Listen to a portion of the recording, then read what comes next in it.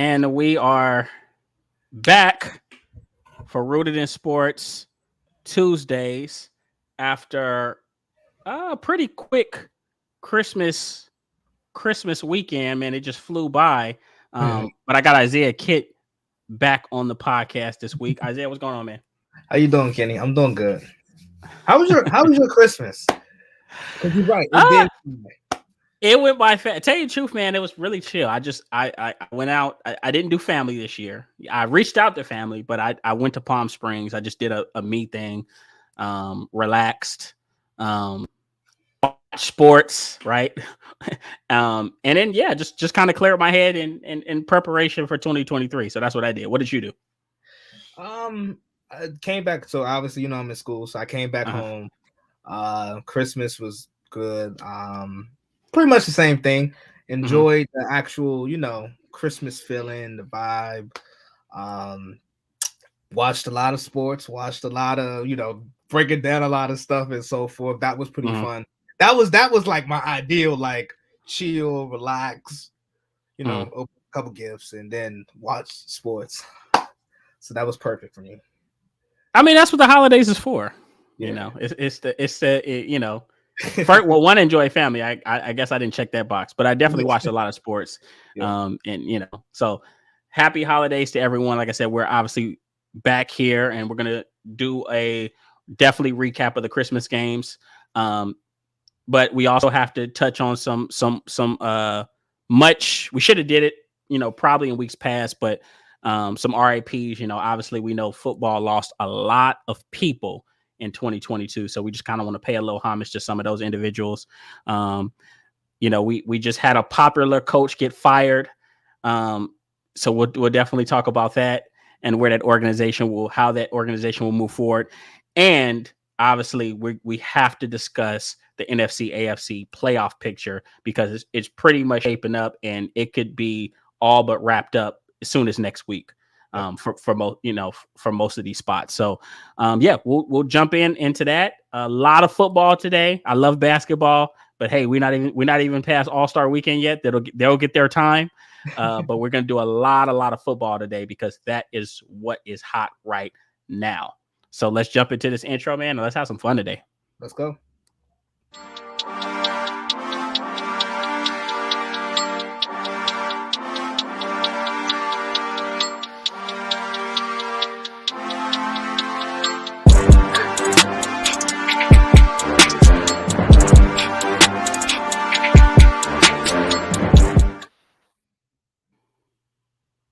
And we are back, jumping in to some much awaited topics. Like I said, first of all, let's go ahead and just pay a little homage before we get to the fun stuff. We lost a lot of football players / coaches in the year 2022. It was crazy even for me because we all know the big names, but it was crazy for me to really pull up an extensive list of how many people we really lost. I want to say we lost 150 total people in football, and I want to say that's just the NFL. I know that definitely if we talk college football, we have to pay homage to Mike Leach, who played. Dude, he's had multiple coaching jobs. He's really been a role model to a lot of players in the National Football League right now. And I know even, we're going to talk about the Dallas Philly game, but, a lot of people don't realize is, Gardner Minshew missed that Monday, if I'm not mistaken, that Monday and Tuesday, because he went to Mike Leach's funeral. That's just one of the players that he impacted. So, man, 150 total people. We all know Mike Leach. We just lost Franco Harris a few days ago. Legendary Steelers running back / fullback. We had a guy, I put this in the chat, Ronnie Hillman. Broncos running back. Broncos running back. and won a Super Bowl with them. And he was really like he was their pseudo starter, but he was like a change of pace guy. Went to San Diego State, broke some records there, was a very, very popular San Diego State running back. And this one kind of was a little closer to home because my family knows his family. Wow. And as a matter of fact, this was 2011. This was before I went into the military, and I'm in a garage at a house party in Compton, and Ronnie Hillman's there. And granted, he was known, but he went to San Diego State, so it wasn't like he was like USC or UCLA. But people knew who he was, and they knew he had a pro shot. And I remember having a conversation with him. You couldn't tell me shit. I just know everything about football. But I actually told him, I said, man, we should wait a year. Because if I'm not mistaken, I think he was a redshirt sophomore when he came out. I have to check. And he said, no, I'm going in right now. And we were just talking, we were having a conversation. But, I just remember, just him being young and bright eyed during that time and about to go into the draft. And obviously he went in, he played a few meaningful years for the Broncos, won a championship, didn't have that much success thereafter. But let's be honest, I think 3 or 4 years is more than applicable in the National Football League. But yeah. We also lost John Madden. We did. We lost John Madden. We did. That was huge around the league. Obviously, for obvious reasons, legendary coach. And with the 70s Raiders, and you think about it, John. I think a lot of people remember him as the broadcaster and obviously the football game. Mm-hmm. John, the pen, yeah. But John, the coach, you look at, like, obviously you see the era that he coached in. He won a Super Bowl. He had to fight off and beat some big dogs en route to all of that success. So like, obviously broadcast career, awesome. And you mentioned the pen, the football game, and so forth. But I think the coaching career often, I'm not gonna say doesn't get it gets dismissed, but I think, like, you think back at it, it's like he was a great coach. Great coach, and was a part of that mystique that the Raiders had in the 70s and the 80s in terms of defensively, and with Al Davis, he really played into that mystique that they had, really. Yeah, no, I agree. I think it's fair to say that John Madden was so instrumental in the modernization of the National Football League. Like, he really helped push it forward, and he made it exciting. He made it marketable. So it's really, really unfortunate just to see. But once again, I think that just, not to go off on a tangent, but I think that's just why we have to appreciate life, because the truth is John Madden was in his 80s. Yeah. Right. I think we can go ahead and say everybody's not going to live to 100. So he lived a very full, fruitful life. He impacted a lot of players, a lot of coaches. So yeah, it's definitely unfortunate that, his time was up. But once again, he blessed us while he was here. So, you have John Madden. You also got, if we're looking at younger guys, like guys that they didn't even live life yet. Right. You got Dwayne Haskins that died. Oh, wow. Yep. Young. You have Jeff Gladney, who was about a year and a half removed from being a first-round pick out of TCU. Jalen Ferguson, Louisiana Tech guy, who I thought had so much raw potential. And if I'm not mistaken, he's like their all-time sack leader at Louisiana Tech. And, he died unexpectedly before the season started. So, and that one last guy, obviously, me and Zay are Cowboys guys. We lost Gavin Escobar. Yep. Gavin Escobar, also another San Diego State guy that died in a rock climbing accident, if I'm not mistaken. And yeah, so life is short. But we definitely want to say, RIP to these players and these coaches. Adam Zimmer, Mike Zimmer lost his son. Yeah. So, we're guys, you just never know when time's up. So just take advantage of life while you're here. Appreciate these players and these coaches and these personalities while we have them. Because the truth is, we just never know when they're going to get called home. Right. So had to show some love to, to some of our heroes and some of our counterparts. But I guess just kind of jumping into the action, uh, we had yeah, I mean, I guess this was a foregone conclusion, Zay. I mean, Yeah. we knew it was gonna happen. Uh, I don't think we thought it was gonna happen when it happened. I mean, let's be honest. We have two more games left. Think about that. No, Kenny, I ain't gonna lie to you. I honestly thought he was. So I'm surprised. This kind of came like a month late for me because the writing was already on the wall. The writing was on the wall week 1, but we can get further into detail. But I was surprised they lasted 15, 16 games, 16 weeks. Okay, so I hear what you're saying. All right, I do. I get that. I just think after a while, it doesn't service you from firing a head coach this late in the season. So if you're going to fire him, you fire him with like 6 or 7 games left just to see what those players or that talent looks like under somebody else's watch. Yeah. So I thought, and especially, they talked about coming into the season, they talked about Nathaniel Hackett as like a golden boy, they spoke highly of him when he signed on to that organization. So I guess you would think that he was gonna at least get to finish out the season. I already knew he was gonna get fired. Yeah, that was a full conclusion. It was just a matter of when. It was a matter of when. I thought he was gonna finish out the season, and then before he even got to the locker room, they was gonna let him know or before he even got to the plane, like, hey, that's it. You're done. But they get blown out. I mean, it's almost hard for me. Say it. Go ahead. Say it. You say it. By another 4-10 team. How does that happen? 51-14.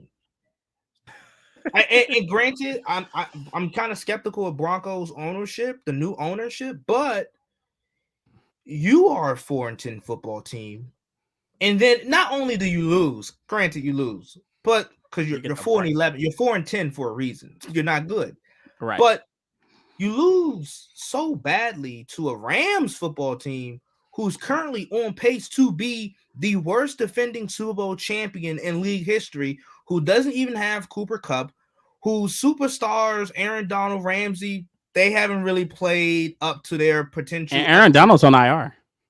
Right. Like, they haven't played to their standards. They don't even have Matthew Stafford.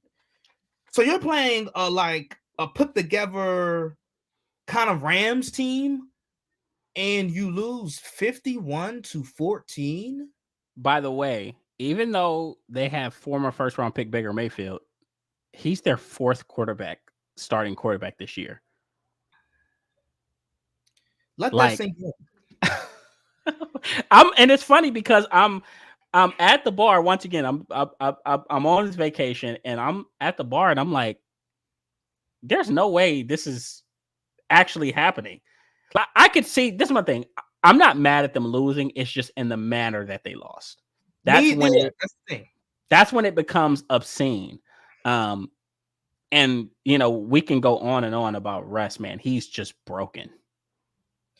Well, Russ, I'll tell you this. And so granted, I knew Nathaniel Hackett. I was skeptical to hire. Of course I was, yeah. Because I looked at his resume. First, Green Bay, he was Aaron Rodgers' quarterback coach.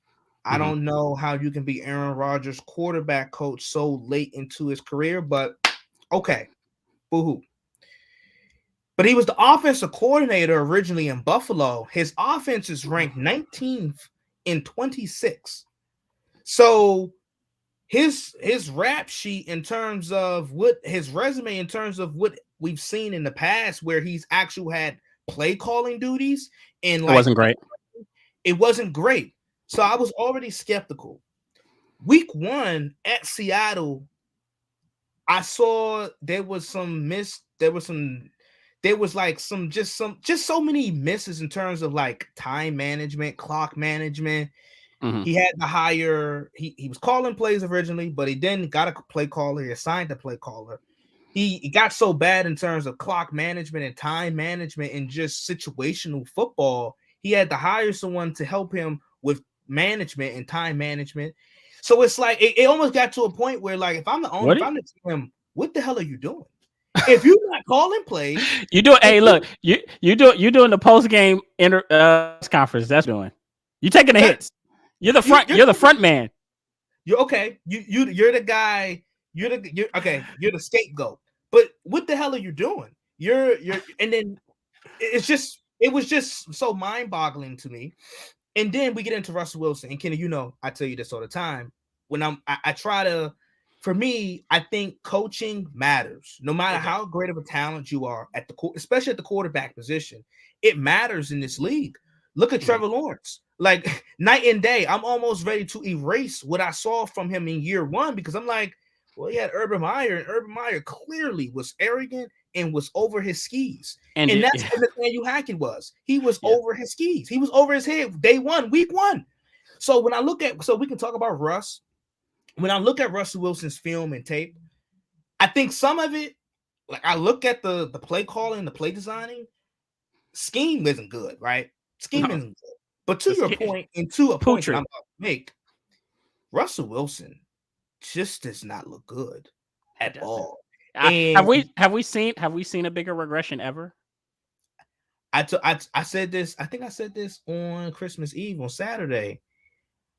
I have never, with my two eyes, and you can correct me if I'm wrong, I have never seen such a, like, there hasn't been a player where you've had 4 or 5 consecutive years of all pro caliber years, and you're literally arguably top 5 in your position for throughout those years, and then that following year, you are literally the worst, like, arguably the worst player at your position. I haven't seen a dip like that unless it was like alcohol, drug use, or injury. Injury, yeah. Outside of that, I haven't seen a regression this wide. Like, we need to do a 30 for 30 on the regression of Russell Wilson, because he looked from let Russ cook to he's burning a whole goddamn kitchen down. it's no, insane. hey, look. And one last thing about Russ. When I look at his tape, like I said, scheme wise, it's not good. It's horrific. Mm-hmm. But when I start to see quarterbacks not being able to make the easy throws and the layup throws, and there's plays still being out there that's just left on the field, and he leaves a lot, and there's a lot of meat left on the bone, I'm like, okay, something's not right. Like, and even you can argue, okay, he's 34 going into 35. Athletically, he may not be the same. Fine. But Russell Wilson used to be the best deep ball passer in the league. In football. He used to throw the best deep ball. He can't even do that now. He's the quarterback that has to throw. He has to see the receiver open for him to throw it. He can't anticipate the route, and he can't anticipate him getting open. And I've said this many a times on Rooted in Sports, especially throughout this 2022 season. I think all this shows, because I still think Russell Wilson's a Hall of Famer. You can't just erase those years that he had. But I think what this shows is that he's just not in that class with the guys that he thought he was in. Because let's be honest, we've seen even Aaron Rodgers not be so happy about the offense that they had under Nathaniel Hackett. Like, he had his gripes and stuff like that, but Aaron Rodgers is also Aaron Rodgers, so he can do more with less. Yep. He may struggle, but he's never going to look as bad as we've seen Russ look right now. And I think that's where you see the separation, where if Russ was in that class, granted, maybe they're still a 6 or 7 win football team because of bad scheme, but they're not the 32nd ranked offense in the National Football League. They average 15.5 points per game. Like, porous, like really, really bad. So I kind of feel bad for Nathaniel Hackett, because he got hired for a job. First of all, I'm going this. This is Rooted in Sports, so I can say this. I do believe in the NFL, there is definitely a good old boys club. And I think that Nathaniel Hackett was in the good old boys club. And I think that he got gifted a job that he really wasn't prepared for, but he looked good on paper and he was liked in the right circles that they said, okay, we'll give Nathaniel a crack at it. Like a lot of coaches have history with Nathaniel Hackett. Like I think Mike McCarthy goes all the way back to with his father and things of that nature. Like he's known him since he was a teenager. So Nathaniel Hackett is a guy that grew up in the NFL essentially. So he knows a lot of people. So he got this opportunity, I think, because of who he was connected to. But once again, he very, very poor job. He was definitely he was filling a position that he just was not at all prepared for. And now Denver has to look forward, which I think that they still have something to work with. But now they're looking at who can they hire next. So I think that's the next question I want to ask you, because I know I have my thoughts. Where do they go from here? I was going to say about the last thing on Nathaniel Hackett. We also went into this like not thinking that Russell Wilson was going to just regress. No, we didn't. We thought Russ would be good enough to masquerade a first year coach type of thing. Like because my thought process, okay, Russ is still a field general. He may not be a top 3 quarterback anymore, but maybe I think he's still a top 8, top 10 quarterback. So even with a first year coach like Nathaniel Hackett and a talented roster that the Broncos have, I thought maybe Russ could masquerade some of the first year jitters. Mm-hmm. Obviously, that was totally wrong. Now, to your question about where should the Broncos go and who should they hire? Given the circumstances, the Broncos definitely need to hire a coach that has some type of experience. Of course.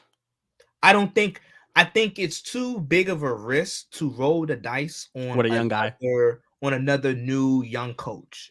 Mm-hmm. I just think it's too risky.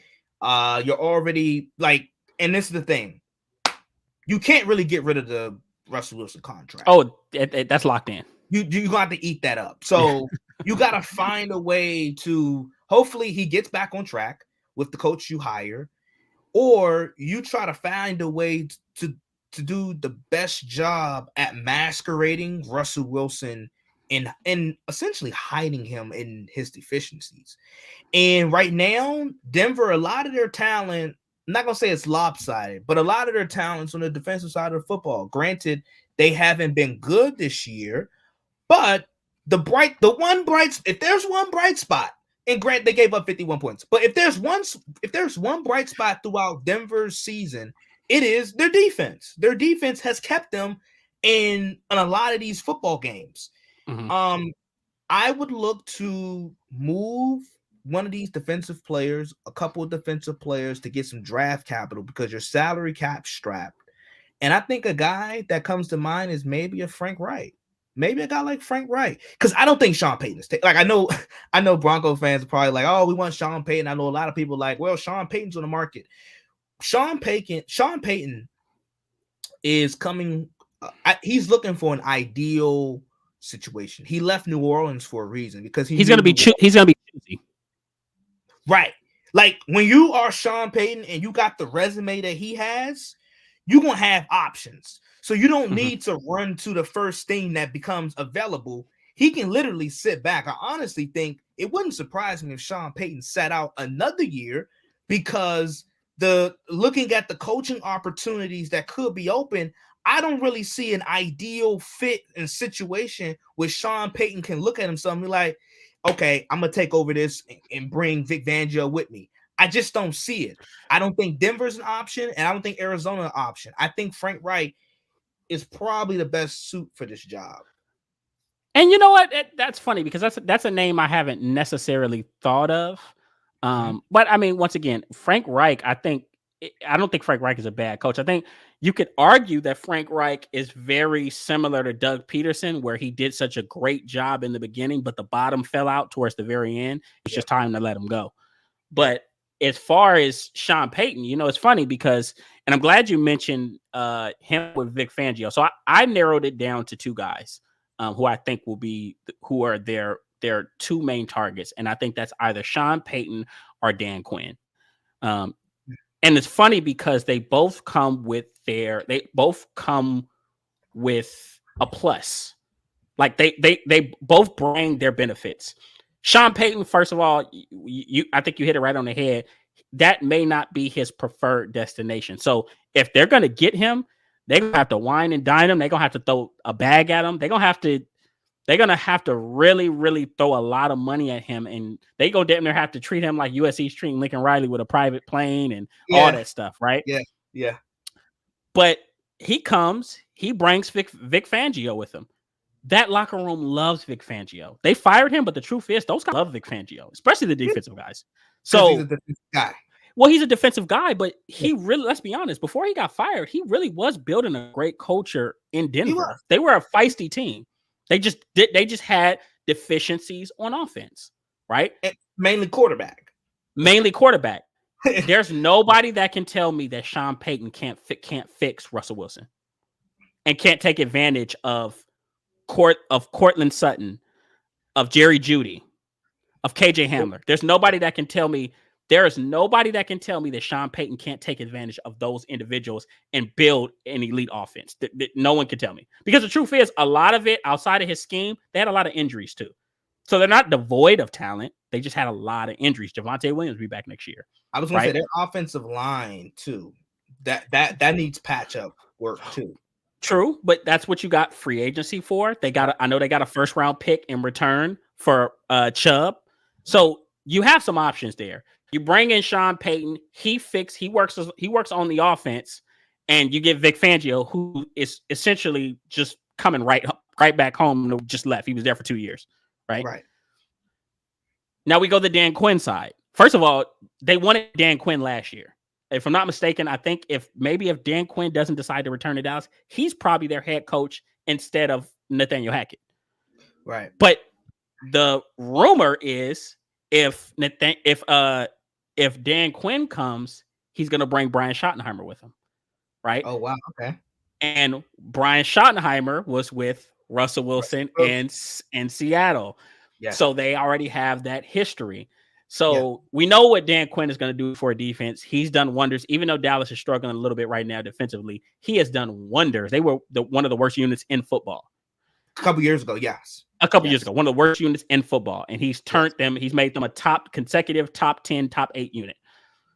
So, and I think Denver probably has a little bit more of a foundation to work with than what Dallas had when he got there. So we know what he can do, but just giving Russ some familiarity, somebody that knows him, that had success with him, I think that they could pay humongous dividends.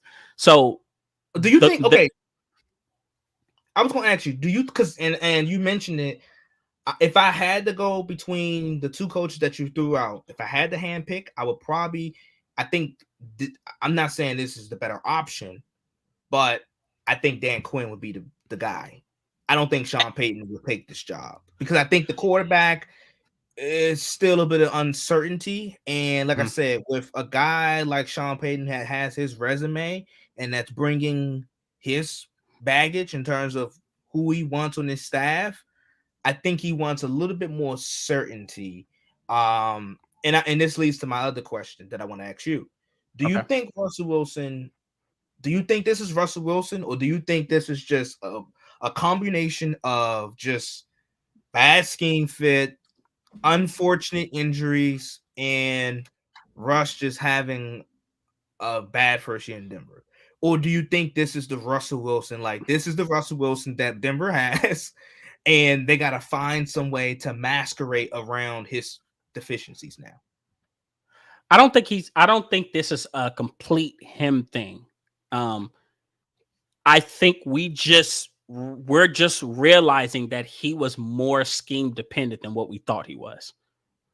And I've heard somebody say this, and when they said it, it made perfect sense.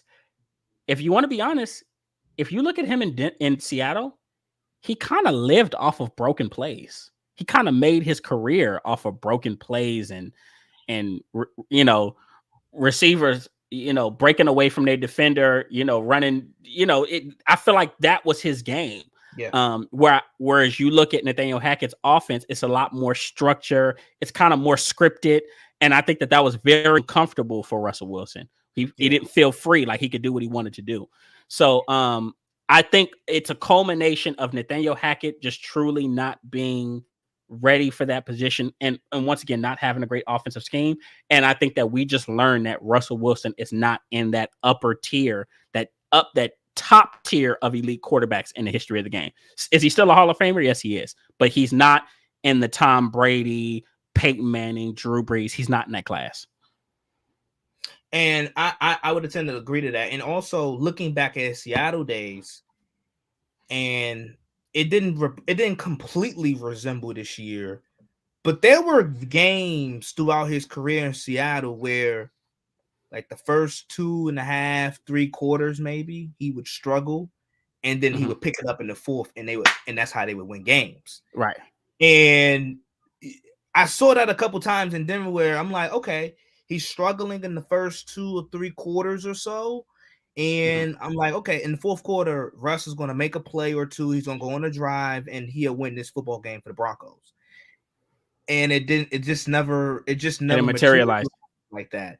So I think looking back at the Seattle days, and this is what I'm starting to realize. And when Seattle was just, I would say, they were content and okay with Russell Wilson wanting to move on, that was a sign. I'm now thinking about it. They were a little too calm about it. They seemed very, very content and said, okay, like Pete, obviously Pete and Russ had their philosophical differences and how they wanted the offense to look, and they were okay. Let you go. And I think, and we got a other conversation later on. I think it kind of ties back to this, but like you look at Russ, it's like Seattle definitely won this trade, right? And you look at, like, they won this trade, and Russ, like, they were very content and okay with moving on from him. So these teams, when they moving off of these quarterbacks, they tend to know something that we don't know. And here's the funny part. Not only do they trade him, he does them a service by losing so much that Seattle, I think Seattle will at least finish with 8 wins, right? Yeah, at the bare minimum, yeah. At a bare minimum, in a rebuild year, right? Quote unquote. They have the number 3 overall pick,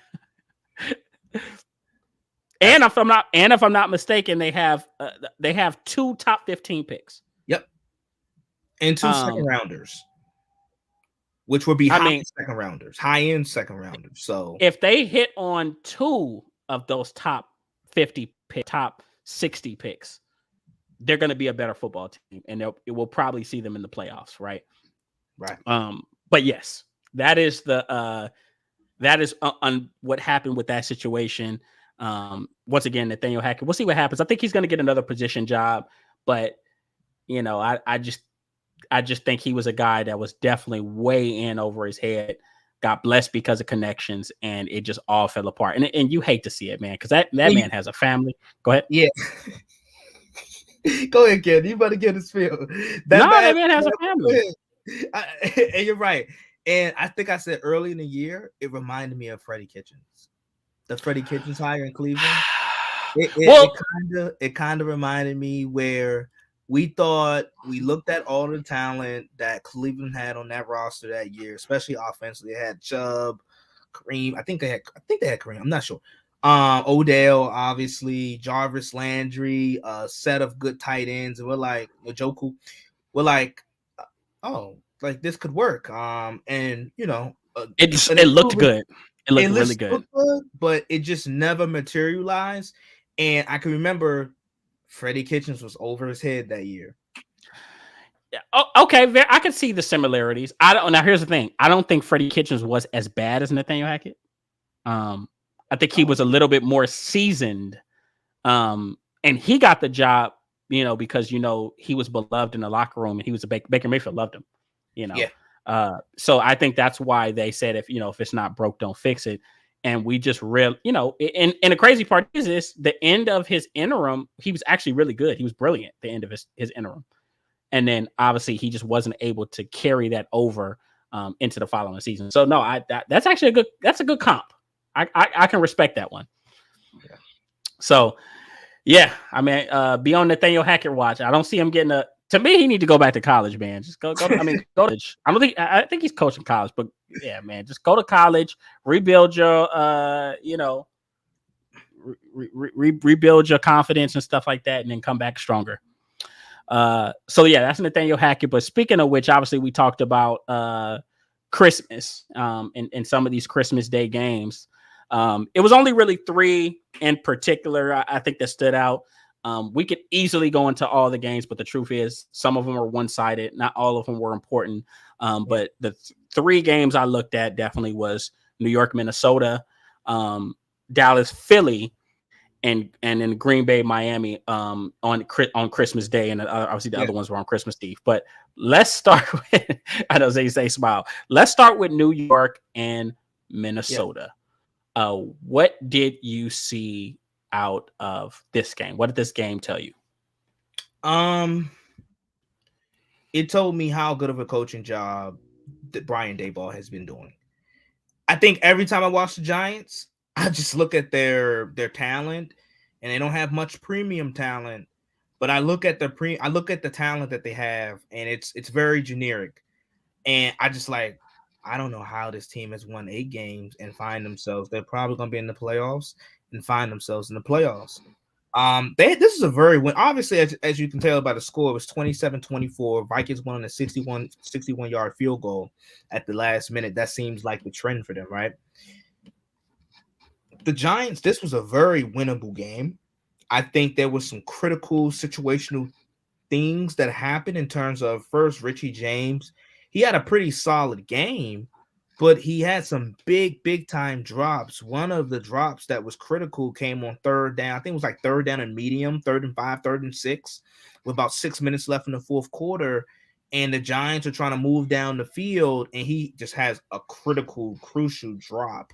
And it kind of speaks to like, hey, I think Daniel Jones this year has played good enough where, or I'm not gonna say good enough, but he's looked to He's par. improved.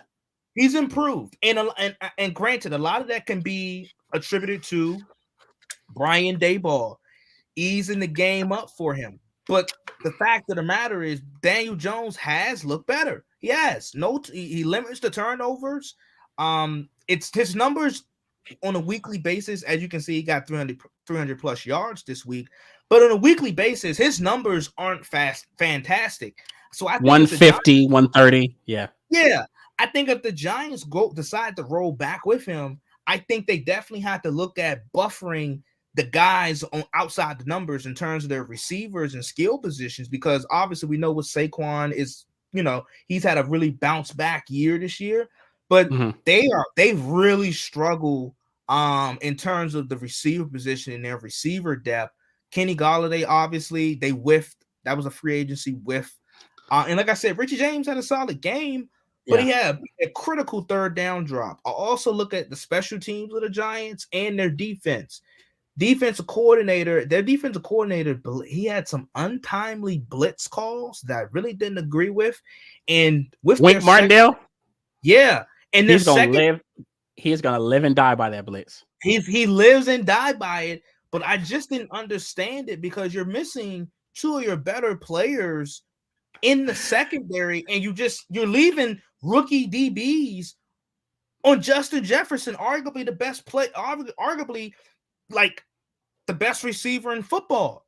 I just don't understand. I think that's what cost the Giants this game. And I look at the Vikings, it's like they slip away with another one. And essentially, I think they're a good team. I don't want to poo-poo what they have done this year, but I remember a couple years ago, the Steelers started the season like 11-0, 12-0, and I was telling people like the Steelers, they're fool's gold. Fool's gold. And I see a little bit of this team with Minnesota. Like they're good in certain spots, but their defense is really leaky, and they can give up big chunk plays. Well, I'll say this about Minnesota. Eventually,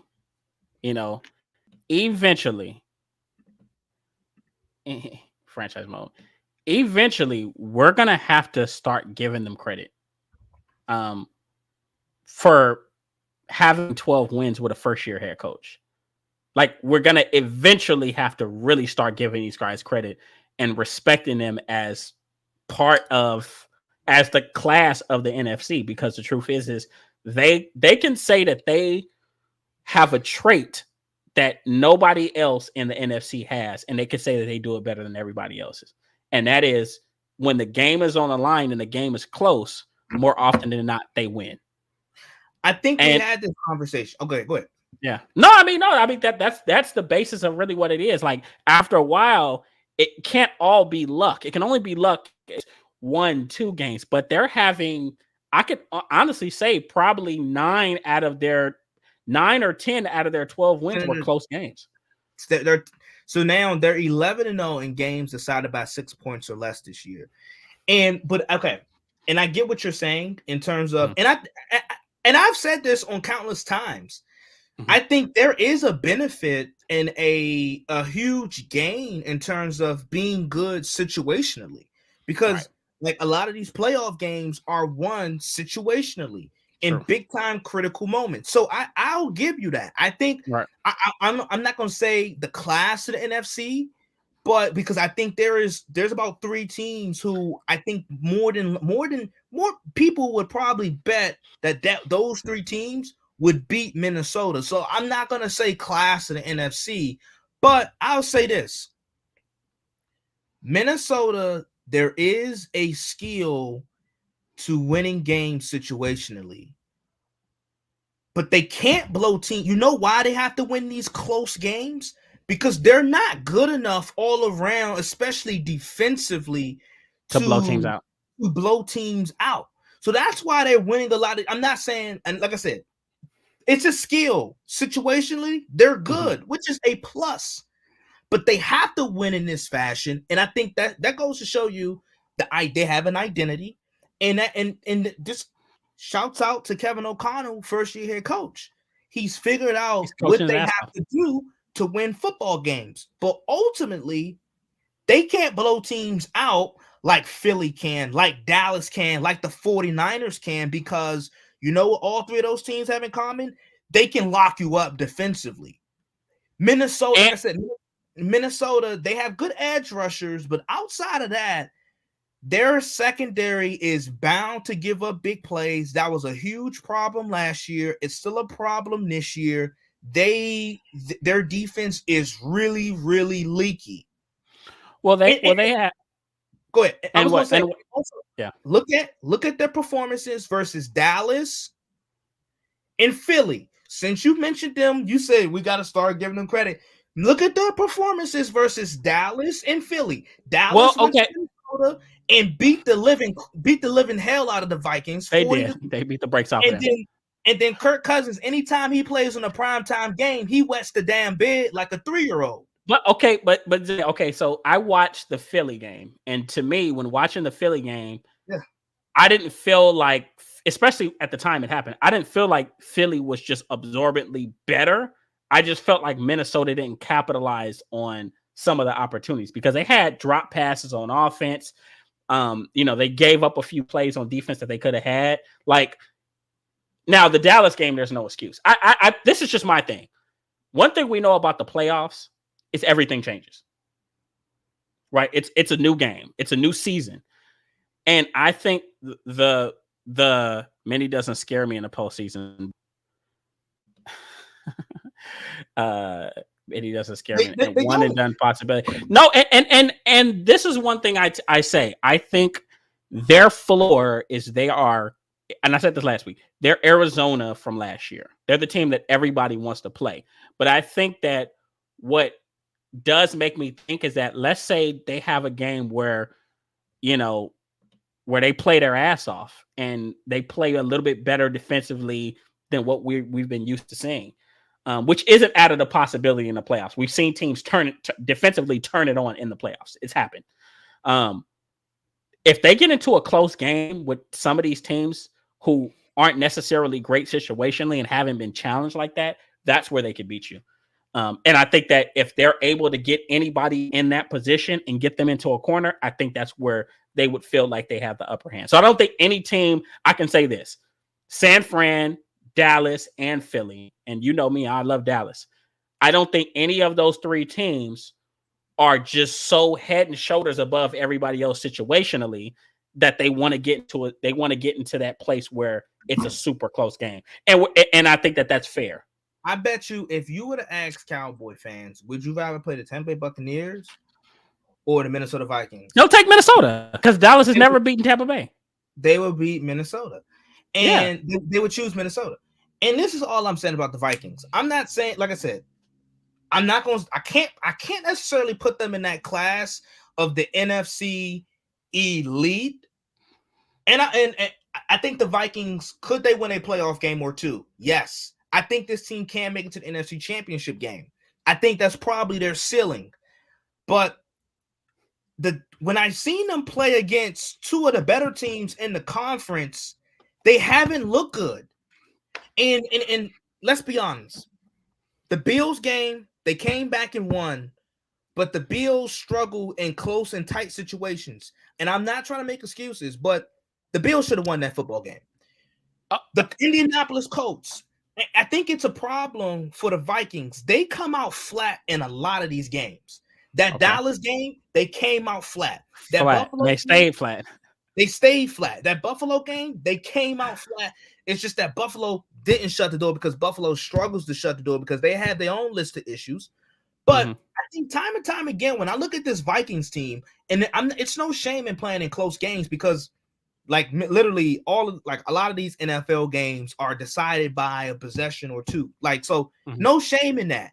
But I think it comes to a point where you look at a football team, they come out flat a certain amount of times. It's like there's no reason why the Vikings, who we think is the class of the NFC, should be down 33-0 versus the Indianapolis Colts team that's looking for their quarterback in the draft this upcoming spring.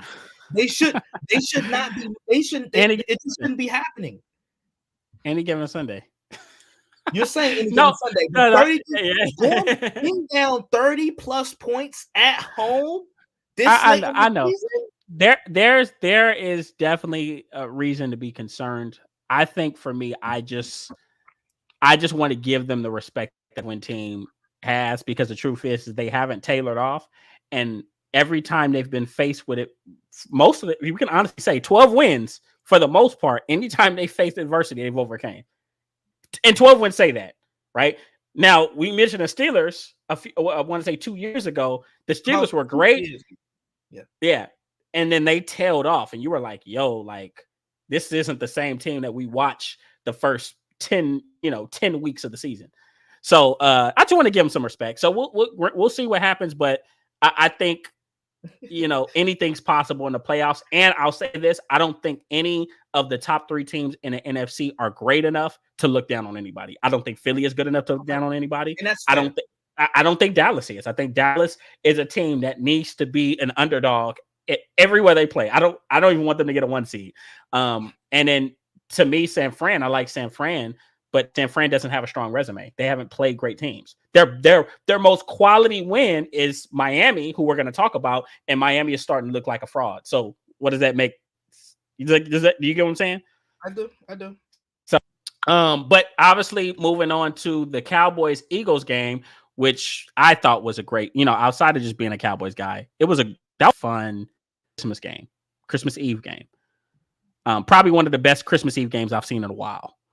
Yeah. So I'll let you start. What were your thoughts on this game? Cowboys Eagles. I thought Dak Prescott probably played his best game ever in his career. You think so? I think he played because given the context, let me give you the context. And I say one of his best games in his career. Mm-hmm. You look at how last week ended with granted, it wasn't his fault per se, but he threw a pick six, and that led to the Jacksonville Jaguars getting a really like a big time win over the Cowboys, a signature win. Right. And then you look at how the Philadelphia game started, where Philly went down, kicked the field goal. Then the ensuing Cowboys possession, there was a pick six. Josh Sweat. That could have Josh Sweat. That could have easily been Philadelphia coming there. They go up 10-0 and Dallas is just done. Because I've seen it. Well, that didn't happen. Dak made some big time throws. He made and time and time again, you may say he doesn't have the strongest arm. It doesn't look pretty. It's not. Dak has a good arm. I think that's the dumbest take. He has a good arm. You think? Okay. I think he can make all the. Go ahead. Yeah, go ahead. No. Me saying that he doesn't have the biggest arm is just me saying like he doesn't have a cannon like Allen or Herbert, where it just How many people do. Right. But that's what I'm saying. Yeah. So he doesn't have the flashy, gaudy talent that we all foam over, but there is a part of Dak where he is good enough and he has improved enough where he is able to make these big boy throws. As you call them, he makes these big boy throws. I think the 3rd and 30 was a proven example. Granted, a lot of people try to blame Darius Slay. The coverage that they were playing, Darius Slay had underneath covered. It was cover 3, yeah. Yeah, the safety blew that up over the top. But granted, that was right there in the breadbasket. So time after time, I think the interception stat for me is a bit overrated. For me, I look at interceptions as some interceptions as my quarterback taking big swings. And for me, it's about where the interception happens. I don't like interceptions deep into my territory because you give the opposing offense a short field. I don't like interceptions within the red zone because you're taking away points from your team. But so that's how I feel about interceptions. You can almost treat it like a punt. You can treat it like a punt. Now, granted, if you're just a turnover machine, then okay. But overall, the overall synopsis of an interception or a quarterback throwing an interception, I think it's a bit overstated. And like I said, I gave you some context and reasons. Like, okay, those interceptions I don't like. But I thought a lot of this is Dak. This is one of Dak's best played games. I feel like. That's what I feel like. That's what I took away from it. And I also think to improve Dallas defense, they have to scale back on Michael Parsons and him being a pass rusher. Thank you. And I'm glad we're going to continue. We're going to wear anybody watching this. We're going to wear you out with that every week because the truth is it is wearing him down. And you see him after games limping to the locker room. Like, you guys, this is not a 6'5", 265-pound guy. This is a. Did you see on the last play of the game, before the last play of the game, where he was like, "I need a timeout"? Yeah, he's tired. And once again, he's really rounding into a great pass rusher. But you got to be more smart about how you use him in those situations because once again, you're going to get him hurt. He's 6'3", 240, and here's the thing. You don't know how much he weighs right now because it's the end of the football season. He could easily be 230, right? But kind of looking at the game as a whole, the biggest thing I took away from this, and guys was arguing with me about this on we have a sports chat. We were arguing about it. I think Dallas and Philly are very close. Granted, Philly talented. They really have a phenomenal roster. Like, I will never take that away from him. Howie Roseman did a great job in the offseason coming into the 2022 season.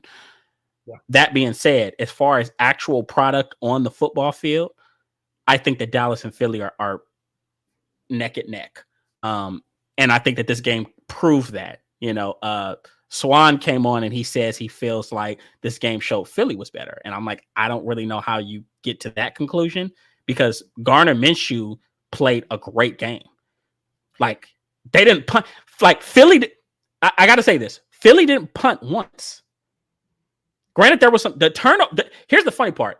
People don't realize or they forget about this because there were turnovers, which they all weren't on Gardner Minshew.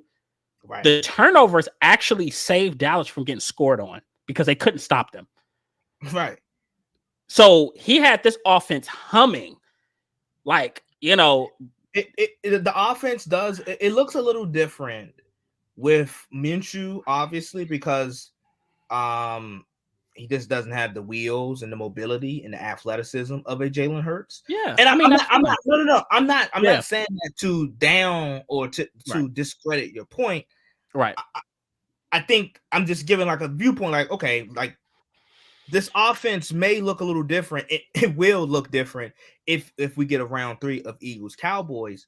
But again, who cares if the Eagles are better? The best team don't always win in football. It doesn't. Like it's a game by game basis, and I tell you, the Eagles need the 1 seed. They're missing their best That nickel, hurt. Lane Johnson. There's a litany of guys that are really crucial for them. That's on the injury report. That like they are, so they need this 1 seed. But my thing is, who cares if they're better?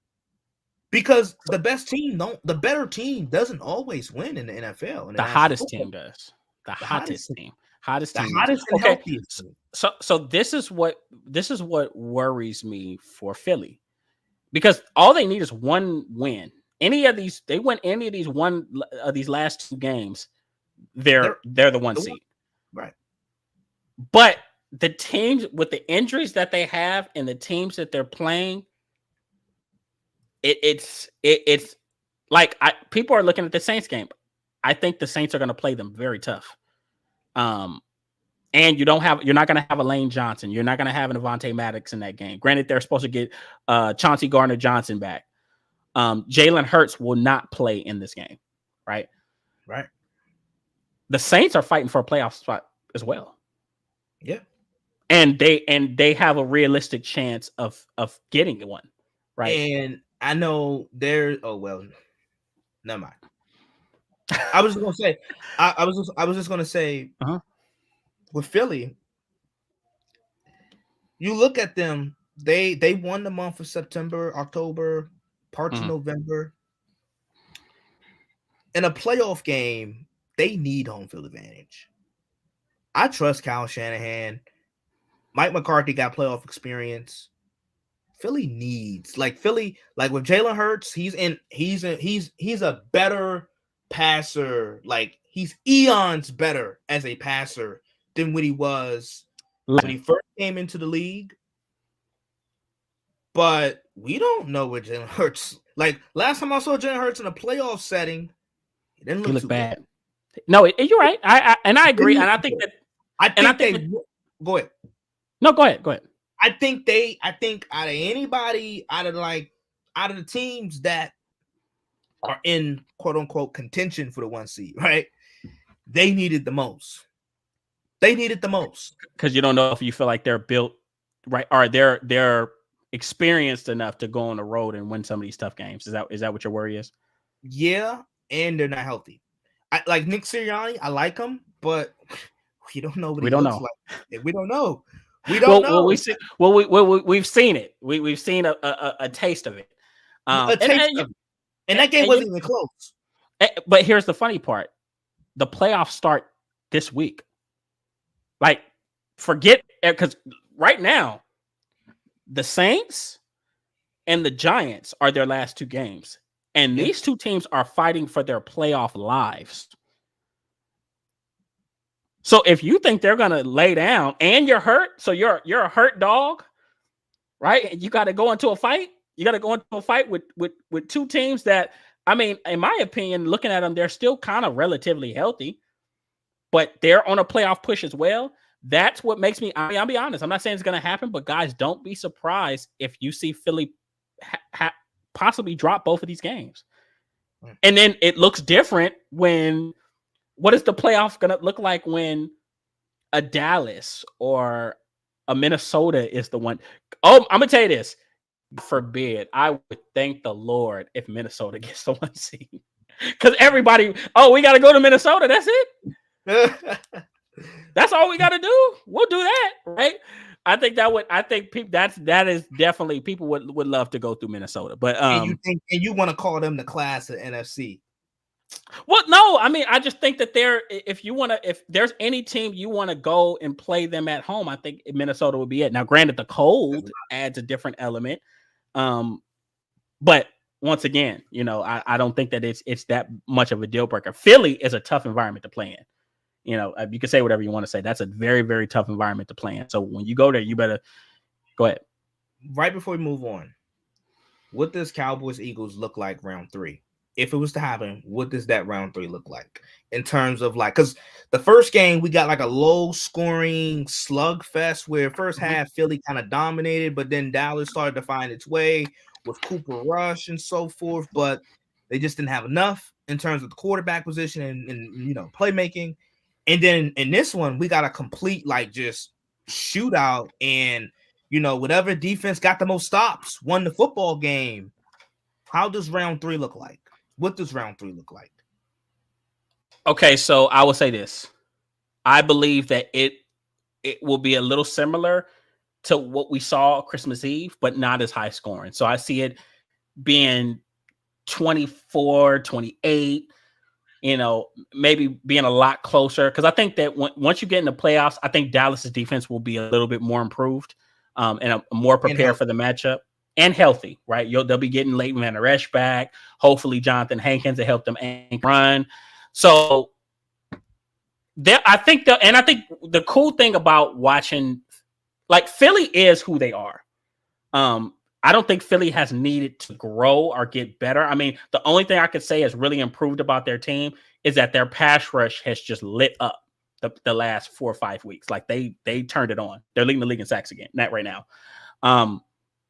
Offensively, they are who they've been all season. Very balanced. Have a slew of runners that they can throw at you, and they do a lot of stuff off play action. AJ Brown is dominant. Devontae Smith is looking, he's dominant as well, and he's going to be another 1,000-yard guy for him. Now, the thing about, and this is what my argument was against those people that said that they feel like this set Philly was better. I genuinely don't think we've seen the best of Dallas, especially offensively. Because now, I'm hoping this is the beginning of a trend. Kellen Moore is really learning how to feature CeeDee Lamb.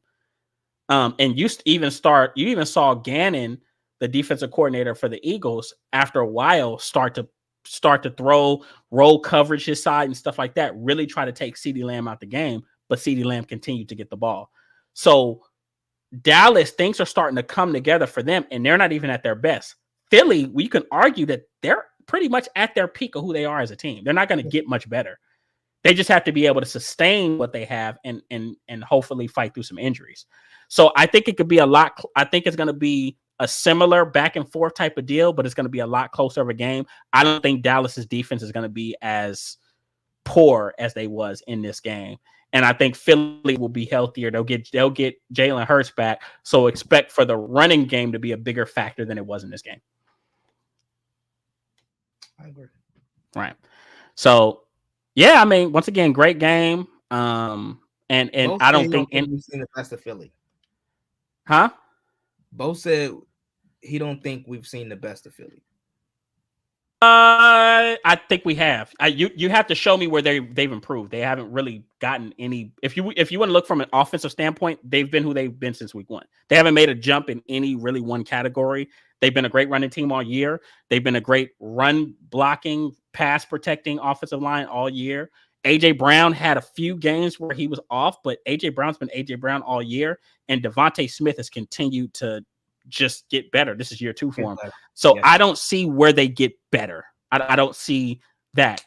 Now, on the Dallas side, what you're seeing from them is Dak Prescott. Let's not forget, he broke his damn thumb week 1. So he missed 5-6 games. Yeah. So you had to see him play himself back into shape, or really kind of get back used to game speed. And this was his breakout game of the year. Week 16, and it was his breakout game of the year. So that just shows you that we haven't even seen the best of Dak Prescott yet. That was his best game yet. If he can, and isn't he second in completion percentage in the league right now? He is. Joe Burrow's number 1. So to say that we haven't seen the best of Philly I would need proof of that because they've been the same team all year and they've been great all year. But once again, Dallas has been slowly climbing up. But yeah, so that is the Philly Dallas game, and then kind of moving on, we had the December 25th, the actual Christmas Day game of the Packers and the Dolphins. Isaiah will be back here shortly, but this was it's funny because last week, Isaiah was very confident. He made me confident that Miami was just going to go in there and just handle business. Really quick, he says, I think they can get more to clarify. There's another level for this team to hit. May not be until next year, but they haven't peaked. Hurts and Smith are still growing. I agree. I'm just talking. Yeah, okay, we can agree with that. As far as this year, they are who they are. They're not going to magically. Quez Watkins is not going to magically become their best receiver. Miles Sanders is not going to be. Miles Sanders is a Pro Bowler. He's not going to get any better. I mean, and now you can honestly say that they've been high all year. And now they're starting to tail off because of some injuries. So I agree. I from that, the potential is high, but they've peaked this year. They're not going to get any better. But once again, moving on to the Miami Green Bay game, Zay was like, man, Miami's going to go in there and blow them out. And that didn't happen. Yeah. The Packers hung around. I mean, you can tell me what you saw. Because I watched the game and I saw a resilient Packers team, and they were able to run the football a little bit with AJ Dillon and Aaron Jones, and they just stayed in it. And I just don't think Miami is a team that's built for a slugfest. I don't think that they are. I think that they're very. It's funny because we try to compare Miami to San Francisco, but they're not San Francisco. They maybe have similar philosophies, but they're a lot more of a finesse team than what San Francisco actually is. So, I mean, you tell me tell me what you thought. What you think? I'll tell you this. I want to start with the Dolphins. Okay. Tua Tagovailoa hypnotized a lot of people. Early this season, he hypnotized a lot of people. And I'll say this. Tua, I thought he would have, numbers-wise, statistically, I thought he would have a relatively good year. I thought he would have a good year, and the Dolphins would force they would have to force their hand, and he's going to get paid. They came into the month of December 8-3. Mm-hmm. Literally, they won a 4-game losing streak. Kind of figured they would lose to San Francisco, going to San Francisco. Then the whole debate of Herbert and Tua, which shouldn't have been a debate, but I understand why it's a debate because they were drafted in the same class. Then they go up to Buffalo, lose at Buffalo. Like I said last week, I thought schematically and game planning wise, I thought they played better than Buffalo. I thought they executed better than Buffalo. I just thought that Buffalo had Josh Allen. And he showed out, yeah. He showed out. And then this week, I was like, well, Miami's back in Miami. And Tua, it should be fine. They're going to end the Packers' playoff hopes. And boy, I felt pretty good about it. There was a couple times where I was like, oh, Miami, I think they were up 20-10. I'm like, Miami, next possession, they'll score. They'll break this game open. And Kenneth, I'll tell you, it never materialized that way. And I'll say this about Tua. Tua is a guy, as I talked about with Russell Wilson, when teams give you a sign that, they're content and okay and fairly comfortable with moving on from a guy, that's a telltale sign. That tells you all you need to know. And with Miami, every chance that they get, they have been trying to move away from this highly blue chip draft prospect that they have drafted in Tua. Hell, they were ready. They had a trade ready. The Deshaun Watson was done. He was done. It was done. The deal was done. And mind you, it was done. Yeah. It only didn't go through because he couldn't get his cases settled. Right. But it was done. And he was a PR disaster. But they were so ready to move Tua out of the building. And then you look at they was tampering with a 45-year-old quarterback in Tom Brady. They were tampering. Yeah, they were. They were. Tom Brady. Contrary to popular belief, it was a real thing. It was a real thing. And then they was like, okay, we struck out 2 times. Hell with it. Let's just go get Tyreek Hill and pair him up, and let's give Tua the fastest duo pair of receivers in NFL history. Yeah, and let's see what he can do with it. And like I said, I be damned. The first 11 games of the season, Tua 8-3, the Dolphins 8-3, and literally all they got to do in this 4-game stretch of December is win 1 or 2 more games. Their playoff spot is locked up. Mm-hmm. That didn't happen. And a lot of this has to do with Tua's play. And I know he had the concussion. And I think this kind of speaks to one of my other issues with Tua, where first he comes up small. He appears to come up small in big time moments, and his confidence just dwindles. It just goes down. It fluctuates, and you can see it. And then now we have another issue, another red flag. He's not available. The best ability is availability. He's not available.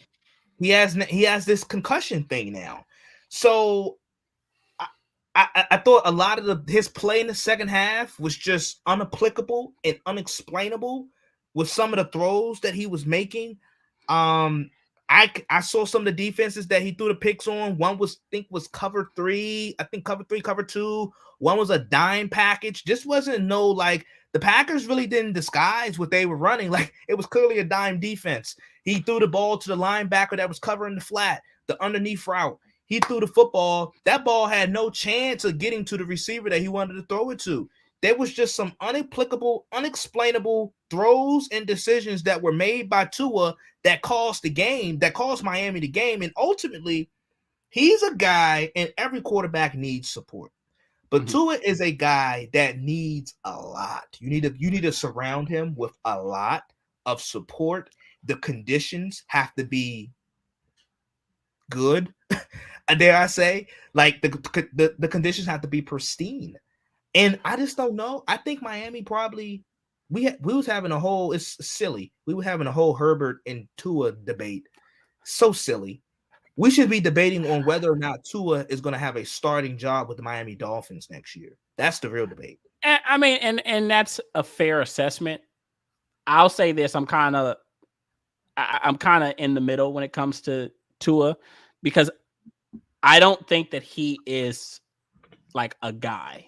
Like, I don't think he's like a top 10 type of. I don't see that from him.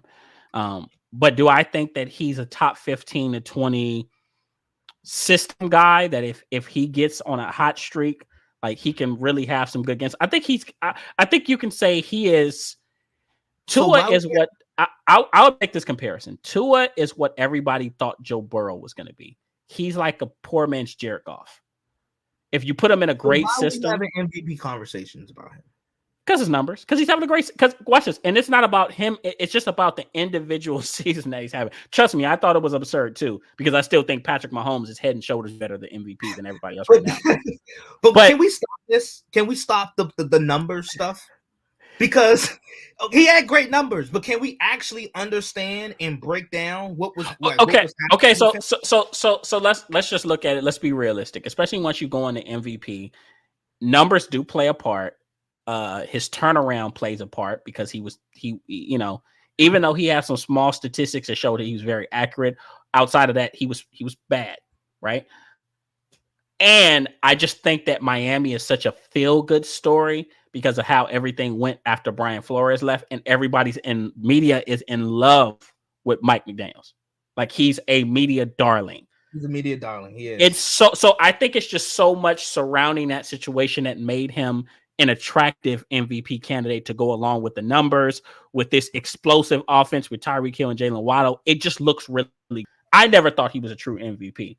But once again, just kind of looking at what he's done these past few weeks, I think that you're just seeing some of his limitations. I like this offense for him, and I like that Mike McDaniel has done his best to give him confidence. And you're seeing I genuinely like to see guys play their best ball. And I think that we're seeing Tua play some of his best ball. There's going to be hiccups, but similar to what, Bo is saying here in the comments, those concussions, man, look, you're a young guy.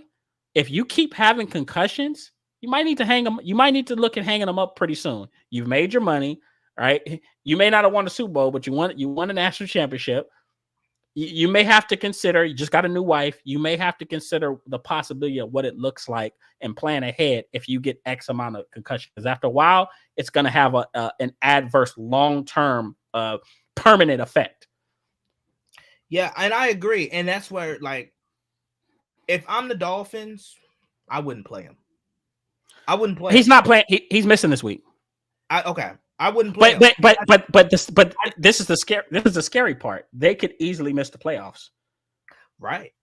They're in the hunt. They're in the play. They're not comfortable. They haven't clinched anything.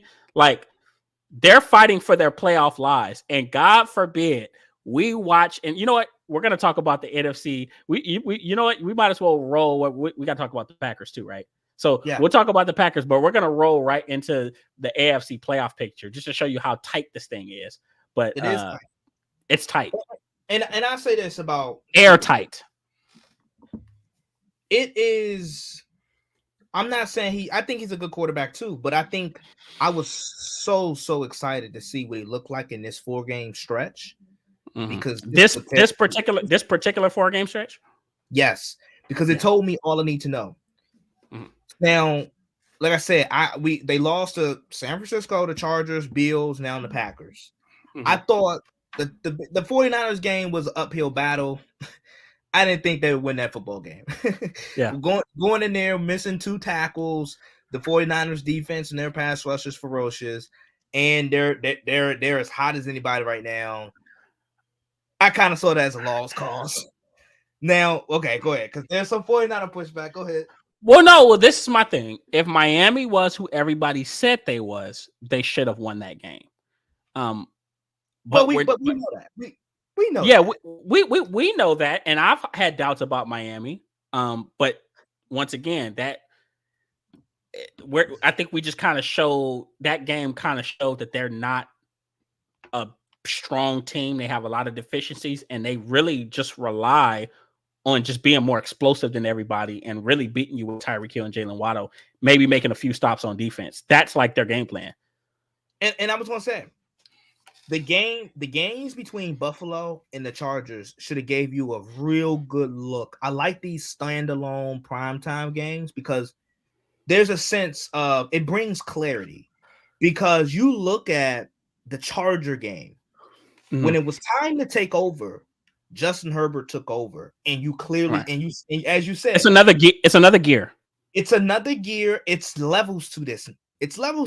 And you saw, okay, like Herbert is going in a direction of an emerging superstar, and Tua is a guy with like good, manageable, but he's missing a lot of easy and open throws. He leaves a lot. He leaves a lot to be desired.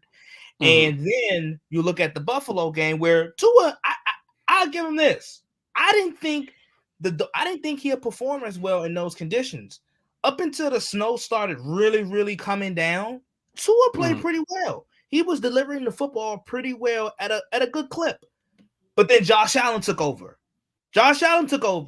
And you're seeing, and that's the type of quarterback play that you're going to see in the AFC playoffs. And I thought it was absurd when we were having conversations about Tua MVP. Can Tua, like, people actually thought that Tua had a chance to compete and go back and forth with Mahomes and Burrow and Allen and Herbert in an actual playoff game. It's absurd to me. I think in the way how we describe Tua, how I hear certain, like, he can move defensive backs with his eyes. I'm like they make it seem like he's revolutionizing the quarterback.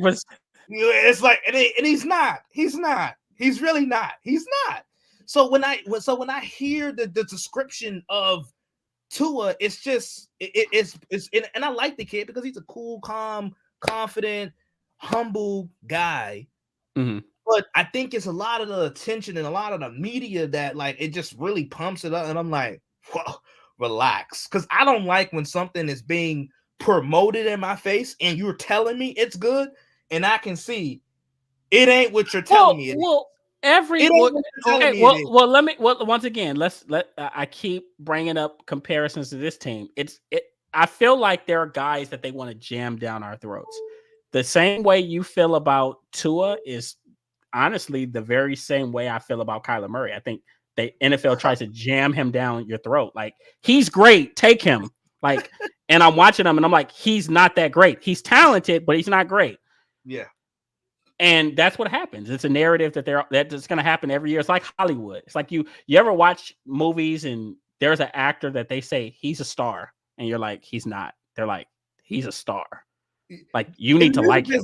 They try to put certain artists in front of you. They have it on your playlist. They have it as soon as you open up Apple Music, and they're like, "This is the next big thing." And I'm like, I'm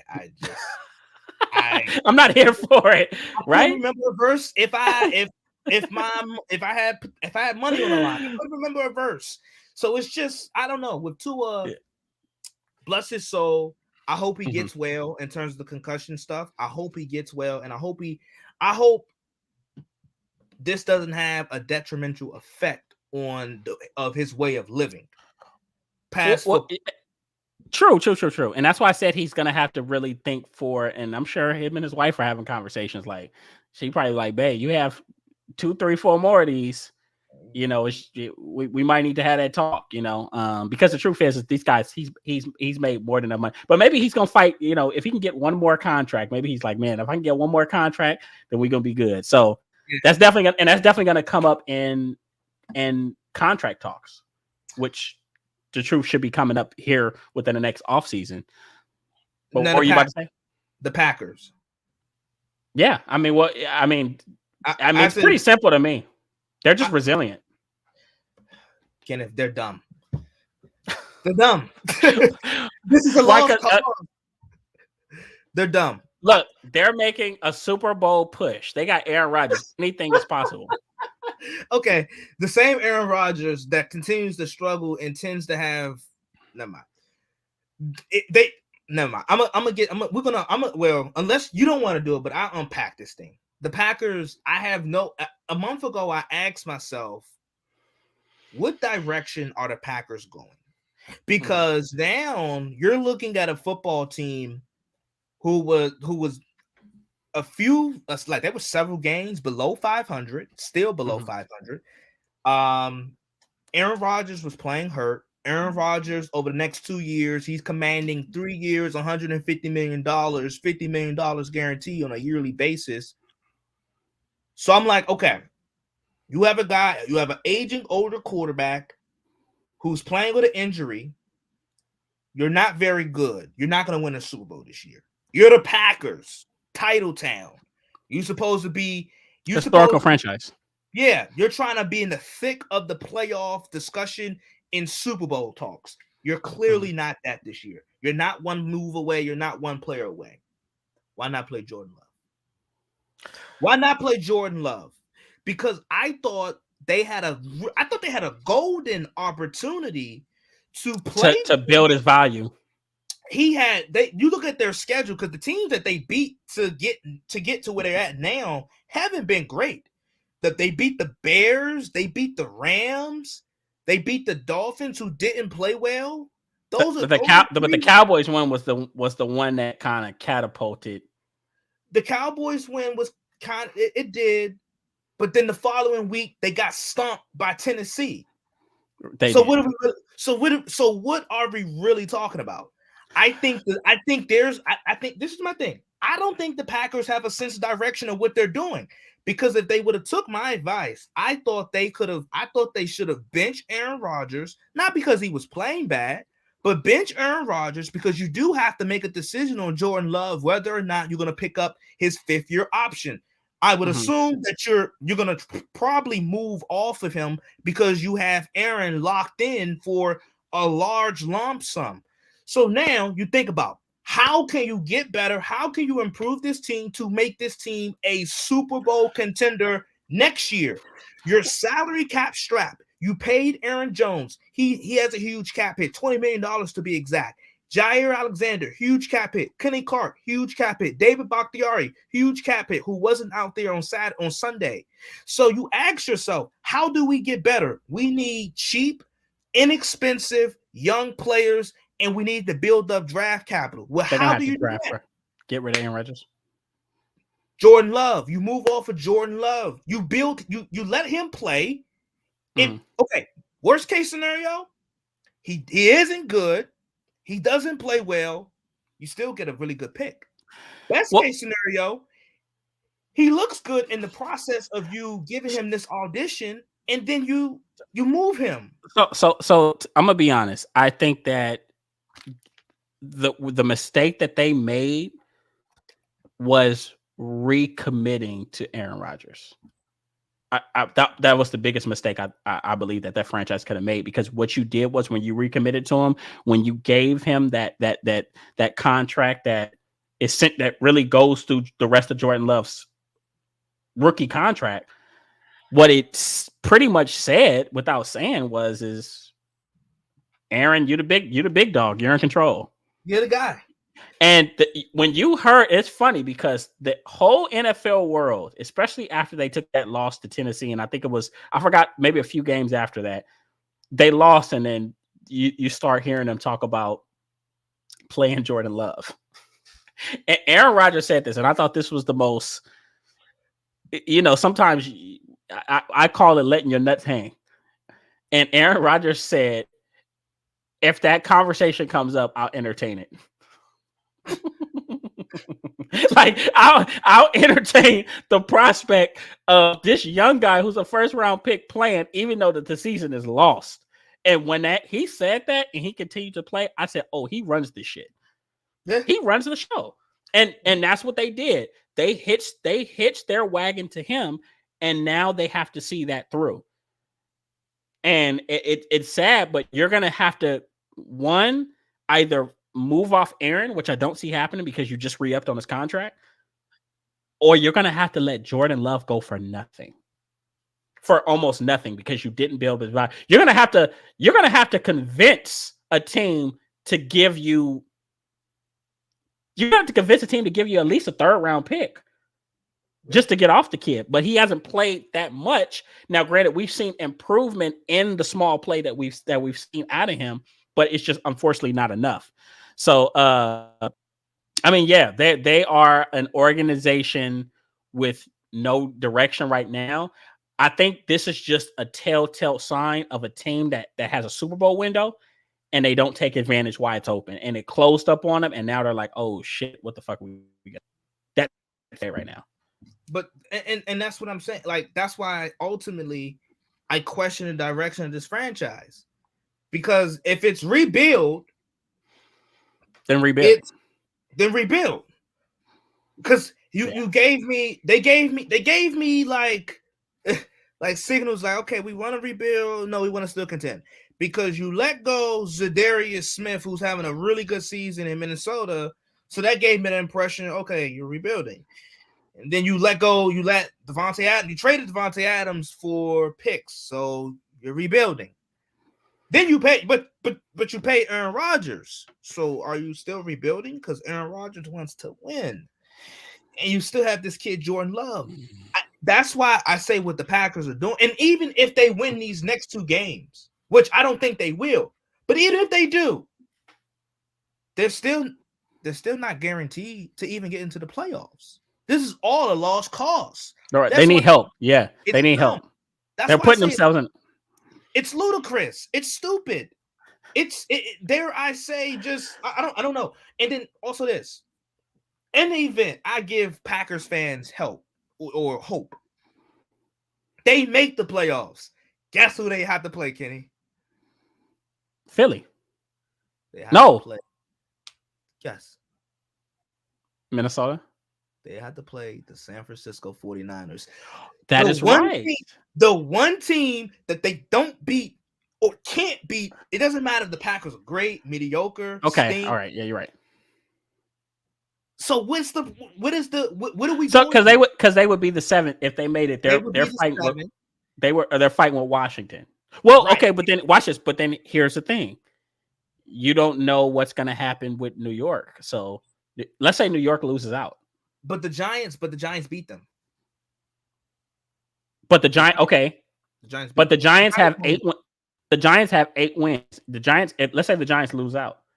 Let's say the Giants and the Washington football team loses. Washington Commanders lose out. Then they have, and they will them and Seattle and Detroit. You know what? Let's move on to this playoff pick. Let's talk about this. Let's jump into this because I think this is what it's really interesting because it's so many different ways you can go with this thing. You know, looking at the NFL playoff picture, and I'll read it off, but you know what? I feel like I have to cue it up, so I'm gonna go ahead and cue it up. Just starting out, I mean, I have it listed. Or do you have it listed? I don't have it listed. Okay, so I have it listed. So here's what it is. So, and we'll pull it up. We'll pull it up in just a few. But NFC, the 1 seed right now. Let's go 1 through 7. You got Philly at 13-2. You got Minnesota at 12-3. You got the 49ers at 11-4. You got the Bucks at 7-8. I don't think that's going to hold up. You got the Cowboys at 11-4 at the 5 seed. You got the Giants 8-6-1 as the 6 seed, and you got the Commanders at 7-7-1 as the 7th seed. All right. Then on the AFC side, you have the Bills at the 1 seed, 12-3. You got the Chiefs 2 seed, 12-3. You got the Bengals 11-4 as the 3 seed. The Jags are now the 4 seed at 7-8. And the Ravens are the 5th seed. They've clinched 10-5. The Chargers are 9-6. They're 9-6. They're the 6th seed, and the Dolphins are 8-7, holding on by, hanging on by a thread as the 7th seed. And you look at kind of jumping back to the NFC side, you have the Seahawks, the Lions, the Panthers, and the Packers all fairly in the hunt. The Saints too, if you want to throw them out there. Yeah. But it's tight because the Giants and the Commanders, the Bucks, the Giants, and the Commanders could potentially all be out of the playoffs. They could. You said what? You saying this upcoming weekend? I don't want to say this upcoming weekend because the Giants just have to win one of their games. If the Giants, as a matter of fact, the Giants win this, they clinch. They in. Yeah. Washington, I'll be honest, they're gonna have to. I mean, I hate to say it, and they're gonna need to. I'll say at a minimum, they have to win one, and they're gonna need help. They're gonna need the Seahawks, the Lions, and the Packers to lose one, just staying in. Okay, so are you gonna pull it up on the screen? Yeah, I'm gonna cue it up. Okay. I think so. We're talking about the Packers. Mm-hmm. They need a lot of help. I don't think they're gonna get in. And even if they do get in, I think they're gonna run into the team that they can't beat in the playoffs, which is the 49ers. So that's a bad matchup. It's a bad matchup. It's a bad match. It's always been it just always has been a bad matchup. And I, for some reason, like I said, I don't know why. I guess the Packers, they shouldn't be. My whole thing is they shouldn't be in the business of just being okay and making it to the playoffs and not winning multiple playoff games or not actually having like a real shot at winning the Super Bowl or getting to the Super Bowl. Because this team, they're not getting to the Super Bowl. They're not getting to the Super Bowl. They're not. I mean, so all right. So here's where it's at. All right. So let's look at the NFC side since we're talking about them. The Buccaneers might as well. They need to go ahead and cue it up. Or they need to go ahead and just realize this. They have to win out. And they play next week, which would decide the division. At least for them on their end. I think they play Carolina next week. I think Carolina's going to beat them. At Tampa. Carolina has a running game, which the Tampa Bay actually struggles stopping the run, and they have a defense and they have a secondary. So Mike Evans and Chris Godwin, they're gonna have a hard. They are missing J.C. Horn. True, but guess who they just guess who they just signed? Who? Josh Norman. Yeah. I mean, we'll see what happens. It looks good, but they are a team that right now is hot. They're playing good football. They're motivated, and quietly, Sam Darnold's playing good football. Quietly, So that's a team that you have to kind of be wary of. Seattle. How do we feel about Seattle? Because now the Jets are also in playoff contention. And who do the Jets play? The Jets. I think they play the Seahawks, right? They do. So, and Mike White, and I think Mike White will be back this week. Mike White will be back. Is that game in Seattle? I think it is. Who do you have winning that game? Let me pull up the week. Go ahead and pull it up. Pull up the week 16 schedule.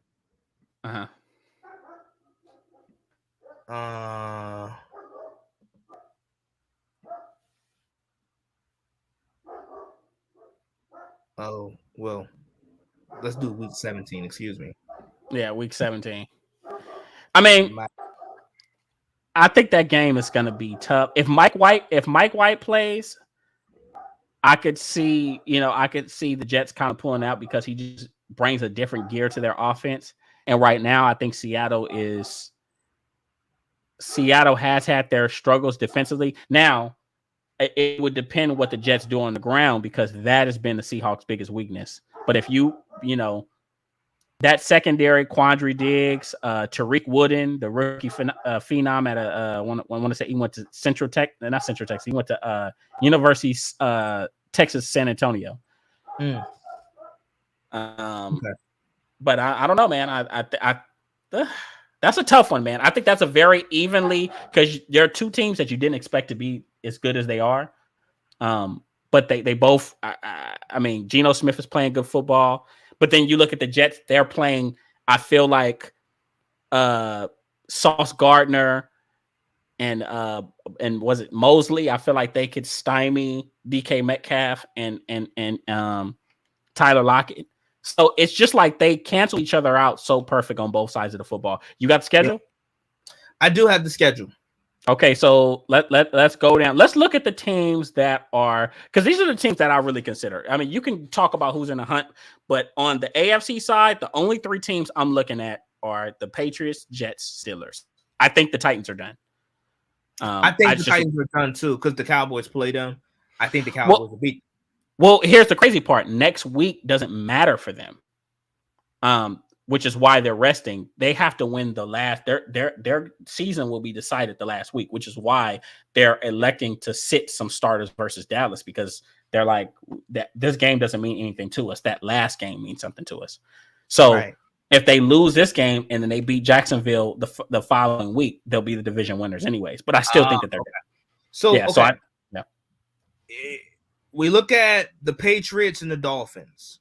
Okay. Now you're going to have Teddy Bridgewater come in. This is going to be at New England, so who knows what the weather looks like. The Patriots, we know what they are in terms of offensively. I think they got a BB gun offense. So I don't know how do you think they fare with the Dolphins with no Tua? I think it becomes a very winnable game. And I think it was a winnable game with Tua this year. I thought so too. Because the Patriots defensively, the truth is they've had some games where they were off, but they are a good defense. Like they can rush the passer. Josh Uche is, I didn't know where the hell he came from, but him and Matthew Judon are actually one of the best pass rushing duos in the National Football League right now. But Uche, he's dealt with some injuries, and he surprisingly I think between him and Judon, they lead the league in sacks as a duo. They do. They're Duo. very So yeah. they're very explosive off the edge. Oh, so you think that's a winnable? I think it's a winnable game for New England too. Who would And I think I'll say this, and I think Miami's defense is so unreliable that this could be a game. This could be a situation where you see New England run the football. Like I could see Ramondre Stevenson, who didn't break out until close to midseason, really have a field day on that defense. I was gonna say I think this is a game, especially depending on the weather and what the weather looks like. I think this is a game where New England, granted, they have a BB gun offense and they know that. This is where they're gonna probably run the football. And I can see, you mentioned Stevenson. I can see him getting a $150 on this team. A On this $150, team, 2 especially in the touchdowns. cold. Yeah, like I think if New England, I think the way how the game has to look for New England has to be, they have to muddy up the game. I think defensively they can combat with Miami, with what Miami can do. Granted, they have Teddy B, and I think offensively it's a slugfest. It's, you got to run the football 30 times, maybe. I think about 30 times. Similar to what they did to Buffalo last season around this time. Where you gotta muddy up, you gotta dirty up the game for them to win. Right. That's what I think. Do you think the Giants clinched this week because they played the Colts? I think I know I talked about the possibility of them losing out, but the truth is that if you look at the last 2 weeks, they fight. They're a team that fights, and unfortunately for them, they're meeting a team that is even less talented than they are and has more injuries. So I think that Brian Daboll is going to figure out a way to kind of get, catch that defense off guard. I can see Saquon Barkley having a bigger day than he's had in a while, and look for Daniel Jones to get some things done in the past. Now, the Colts defensively are just not at their best. We all know that they really haven't had Darius Leonard all year. Right. He's only played a little bit, and then he went right back on IR. So this is a game that I think that they're going to be able to edge out. It's not I don't see them blowing the Colts out, but I believe that they'll go in there and handle business. So they clinched this week. Oh, and let me say this. Yeah. It's becoming increasingly possible, what I said, that the entire NFC East is in the playoffs. Oh, yeah. For sure. It's becoming increasingly possible. A lot of this depends on Washington. And I want to say that they play Cleveland at Washington. Mm-hmm. Okay. Let's go back up to the playoff setting, the standings. And we know the first 4 teams clinch. Eagles, Vikings, Cowboys, 49ers. Boom, 4 teams. We think the Panthers are probably going to get to the playoffs. That's your 5th team. The Giants going to get to the playoffs. That's your 6th team. 7th team. Who is your 7th team in the NFC? Because I think, let me see who Detroit plays. Who does Washington play? They play the Browns. Detroit play the Bears. I think Washington's going to win that game. Okay, Washington wins that game. In the case of Washington winning that game, they go up to 8-7-1. And let's say the Lions beat the Bears, they become 8-8. Who would get that edge? Who would edge? Who would get that? It would be Washington. You said who goes up to 8-8? The Lions? The Lions will go to 8-8 with their win versus Chicago, because I think they have beat Chicago. But and let's just say Washington beats Cleveland. Washington would get the edge. They would get the 7th seed, right? Yeah, because of the tie. The tie. They have one less loss. The tie, yeah. So they only have 7 losses. Detroit will have had 8 losses. Okay. I think Washington makes it to the playoffs. I do. I see that as a very real possibility, because here's the thing. Okay, let's look at Seattle. So Seattle plays the Jets, and who do they play their final week? Let me see. I go to it. The final week 18, the Seahawks play the Rams, right? At Seattle. Well, Packers win out and Commanders lose to Browns or Cowboys. Packers get in. But here's the thing: the Packers need to win out first, and they play Minnesota this week, and I don't think they're going to beat Minnesota. And they play Detroit. And they play Detroit, so they're playing other teams that are sorely in the playoff hunt. Minnesota's playing for the 1 seed, and Minnesota's playing for the 1 seed, and Detroit's playing for the playoffs. So I don't see the Packers winning out. I really don't see that. But what were you saying? Who the Seahawks play last week? They played the Rams. Okay, so right, so here's where it gets interesting. Seattle could very well be that team to get the 7th seed. Because I think that they can beat the Jets. I think it's even as a matchup as we can get this entire week. I don't trust Minnie or Detroit. This is regular season MVP Rodgers. He's got his number 1 in Watson. And Watson, if I'm not mistaken, is dealing with some injuries. I could be wrong, but if I'm not mistaken, he's dealing with some injuries. I don't trust the Packers. I think that they capitalize on mistakes. I think we can go ahead and say Miami's a little overrated. They've been overrated all season. And you saw them kind of pick on a team that, in all honesty, really is still kind of developing its identity, dealing with injuries. They got a rookie head coach who defenses are starting to learn to take things away from him. I just don't see that happening. But, hey, you never know. Detroit, go ahead. I was going to say this about the Packers and Aaron Rodgers. I'm not going to say he's in MVP form because Rodgers, and granted, they have to play a certain way because of their personnel isn't up to par. But Rodgers hasn't had a 300-yard passing performance. Rodgers hasn't had a 280 yards pass performance. Actually, in fact, Rodgers hasn't had a 275-yard passing performance. A lot of what Green Bay is doing right now, which is what I thought they should have been doing from the start of the season, is relying heavy on the run game.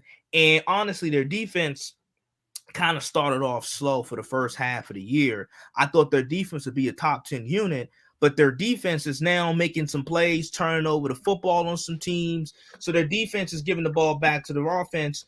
And then you do see guys like Christian Watson, who's coming along, Romeo Dobbs, who's missed some of the season. They're coming along, some of those young receivers.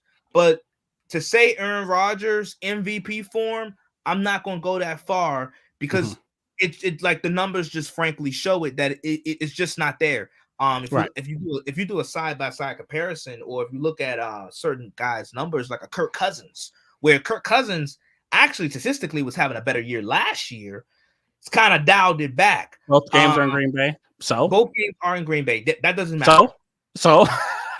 Look, who's scared to go to Green Bay anymore? It doesn't carry the luster that it did in years past. Ain't nobody scared to go to Lambeau. I don't know if you noticed, but Rodgers in the cold hasn't performed as well as he used to in his younger years. No, he gets smacked around. He's not an MVP for him. That's a joke. Bo is hilarious. Oh, okay. I'm just saying I bet on him at home at the end of the regular season. I mean, once again. What gives you what? I don't know what gives people so much confidence betting on Aaron Rodgers in big spots. He doesn't look unless it's against Dallas. He doesn't perform well in pressure situations unless it's against Dallas. But that's another story for another day. Yeah, I'm just figuring out where did we get this aloof of confidence from in terms clutch. Of Aaron Rodgers and that no. Nah. So moving on. Obviously, we talked about the Seahawks, the Lions. We got this Panthers game next week at Tampa Bay, and I just think that is going to be a really good game. But the Panthers are a team that I think that how they're running the football with Chuba Hubbard, a guy I know you liked, Deontay Foreman out of Texas. Like, these guys are running the football and they're playing defense. And a guy who I have loved since he was drafted out of Florida State, Brian Burns, is a tier 1 defender. He is an elite pass rusher in this league, and he continues to show us why. I'll say this about Carolina or Tampa Bay. It is eerily scary that they continue to find, and some of it is just like, hey, they're not like these teams that they have been beating. How you don't trust Kirk and Nicole? Kirk went to Michigan State. My bad. Go ahead. No. When in these games, in these teams that they've been beating, they've made a lot of mistakes. Like the Cardinals, like they had a 10-point lead in the fourth quarter. The Cardinals allowed the Buccaneers to come back in the game, win the game, and you can kind of tell like the Buccaneers are going to win. Once it went to overtime, I was like, yeah, I said it's over. Yeah, it's over. Yeah, we know what happens here. I think this Buccaneers team, they're not good. They're not. Todd Bowles, he's a shell of himself, but they have been able to get situational stops. They've been good situationally, and they've been able to just keep it close enough. I think once it gets to 2 touchdowns, 2-score games, 3-score games, that's where Tampa Bay that's where they tap out. Yeah. But if they can keep it within an arm's length, and if they can keep it close, they know they can always have Brady that'll make a play or two and that'll keep them in. So I say this about the Carolina game. If Carolina can't impose their will in terms of their rushing game and the combination of their pass rush, I think it could be a long day.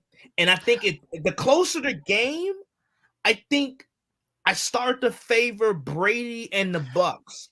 So I see that, but I'm watching the Arizona game, and I'm looking at plays made in the latter end, 2-minute warning in overtime, where you're seeing him get the ball to Mike Evans, you're seeing him get the ball to Chris Godwin, to Russell Gage, and I'll be honest, man, I'm looking at that Carolina secondary, and I'm like, they're not going to let this shit happen. Because remember, when you're watching, you forget the Cardinals. I think they had an injury at corner. They had to put a rookie corner in. They had to put a really young corner in.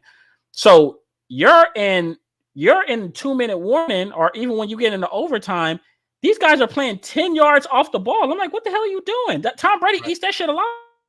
Yeah. Play up on these guys. When they play Carolina, the truth is they have the elite pass rushers, and obviously you got Derek Brown on the inside, and you have corners that will get those guys. Are Dante Jackson, JC Horn's gonna be hurt, but Dante, what's the kid that was drafted out of Florida when they traded from Jacksonville? I keep forgetting his name. I'm blanking. He's a first round pick, but we know who we're talking about. The other corner that they have. These guys are gonna play up. They're not going to sit there and sit back and they're not going to let these guys. CJ Henderson, there you go. They're not going to let these guys do whatever the hell they want to do. And I think that Brian Burns is going to have. Oh, and let's not forget, Tom Brady lost his left tackle. He lost his backup left tackle. Right. So you lost another offensive lineman. It's just it's a lot to overcome. And that's what I'm saying. If Carolina can control the run game, if they can have the similar effectiveness, because I don't think they're going to do what they did to Detroit. I don't think they're going to do it to Tampa Bay.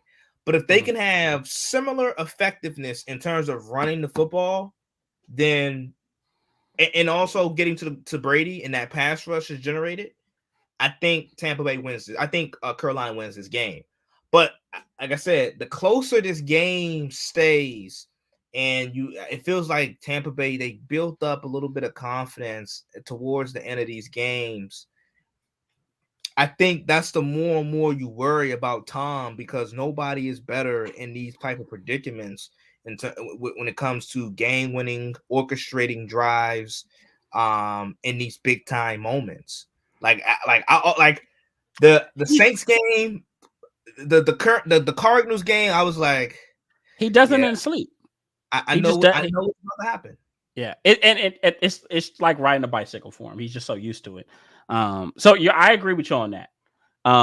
And so that's going to be a very competitive game, divisional matchup. But once again, I'm taking Carolina because I just believe that they're so hot right now, and they can say that they've won games. Like they beat the shit out of a really good Detroit team who I like. who I know you don't like that I like them as much as I No, do. no, no, no, But, no. You uh, you say they look on a 2-game losing streak. You say, oh yeah, they're hot, and I'm like, no, they're not hot, but more victories are important, and I do like the makeup of this team. But they're very well. Okay, so their only issue is that they're at I think that Carolina just had a field day running the football, but that is their issue when they let's say they're playing against teams that don't run the football very well. I mean, as long as things don't get out of hand, I mean, by God, man, they're a very, very, very tough offense to match up against. Great offensive line, great, really good stable running backs. Jared Goff playing good football. They have a buffet of wide receivers. They have a very talented offense. And defensively, even though they still have issues and they still have holes, they've improved to at least be average at times or slightly above average in certain moments. That's all I was saying. Okay. But last but not least, before we move on and just quickly breeze through the New Year's, the Steelers have a chance, outside chance to make it. Yeah. And by God, man, Mike Tomlin is like, he finds a way, doesn't he? Bro, he's never gonna die. He's like, and I hate to make this comparison, but they say roaches can live through a nuclear attack, and cockroaches can, that is what Mike Tomlin is to the National Football League. They've been trying to get rid of him. They've been trying to kill him. He doesn't go away. He is going to find a way to make his team competitive. And even if they don't win a lot of games, they're at least going to be 500, which we seen a few years ago when Big Ben got hurt. Right. So, I don't know who their last 2 games are, but they might have a chance. So he's looking like Steelers. But last but not least, obviously, to close out the show, we got the New Year 6 coming up. These are the bowl games that we've been rolling over in our bed waiting on. Yeah. We got the Capital One Bowl with Tennessee. Number 6 Tennessee versus number 7 Clemson, right? And then we got the Sugar Bowl with number 5 Bama versus number 9 Kansas State. We got the Goodyear Bowl, number 16 Tulane versus number 10 USC. And we got the Rose Bowl, number 11 Penn State versus number 8 Utah. We got the Fiesta Bowl, number 3 TCU versus number 2 Michigan. Chick-fil-A Peach Bowl, number 4 OSU Ohio State Buckeyes versus number 1 Georgia. Really quick, just breeze through and tell me what you think the outcome of each of these games will be. What's the first bowl game? Capital One, Tennessee, Clemson. I think Clemson both lost their quarter. Well, look, both lost their quarterbacks. Right. One hopped in the transfer portal, but one hurt. I'd say Clemson. I think Clemson, their culture. First of all, great year for Tennessee. Great year for Tennessee. Monumental victory over Alabama. Fell just short of the playoff, and obviously Hendon Hooker, NFL draft prospect. He had a really bounce back career, the second half of his career at Tennessee. So big shout out to them. Great year, but I think Clemson wins it. I think Clemson, their culture, Dabo, they're doing just enough coaching up with these guys, even with the loss of DJ. I think they'll win, and they'll have another Orange Bowl victory under Dabo's belt. Number 5 Bama versus number 9 Kansas State. Kansas State, they surprised me. They played TCU tough the first time. They beat TCU, obviously, in the Big 12 championship game. I will take Bama, though. I don't know if Kansas State can actually exploit Bama's weaknesses. I think that they can score on them. They can score, for sure. They can score. But I don't know if they can. Not good. Neutral site, I don't know if they can necessarily do what, if they can duplicate what Tennessee did, if they can duplicate what some of the other Texas did, Texas, yeah. I just don't know. I'm not that confident in their quarterback situation. So I go with Bama. Bryce Young is there. He'll make enough plays to win them the football game. So I go Bama. It'll be a close one though. It'll be a really good bowl game. Number 16 Tulane versus number 10 USC. USC. Oh man, USC. I think USC wins this football game. Caleb Williams, as I try to tell people, I think he's the most valuable player in college football. Is he playing in this game? He is. Because he had like there's no. He had time. He's not declaring. Yeah. So, yeah, Caleb, the best player in college football, the MVP of college football, won the Heisman. They're not going to have star transfer receiver Jordan Addison, but I still think USC be too good offensively. They'll put up points. This should be fun. And USC, Lincoln Riley, they close out a really, really good year. A turnaround season. Yeah. A great turnaround season. Number 11, Penn State versus number 8, Utah.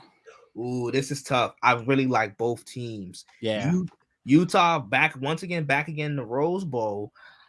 Penn State stays in the Rose Bowl. I swear to God.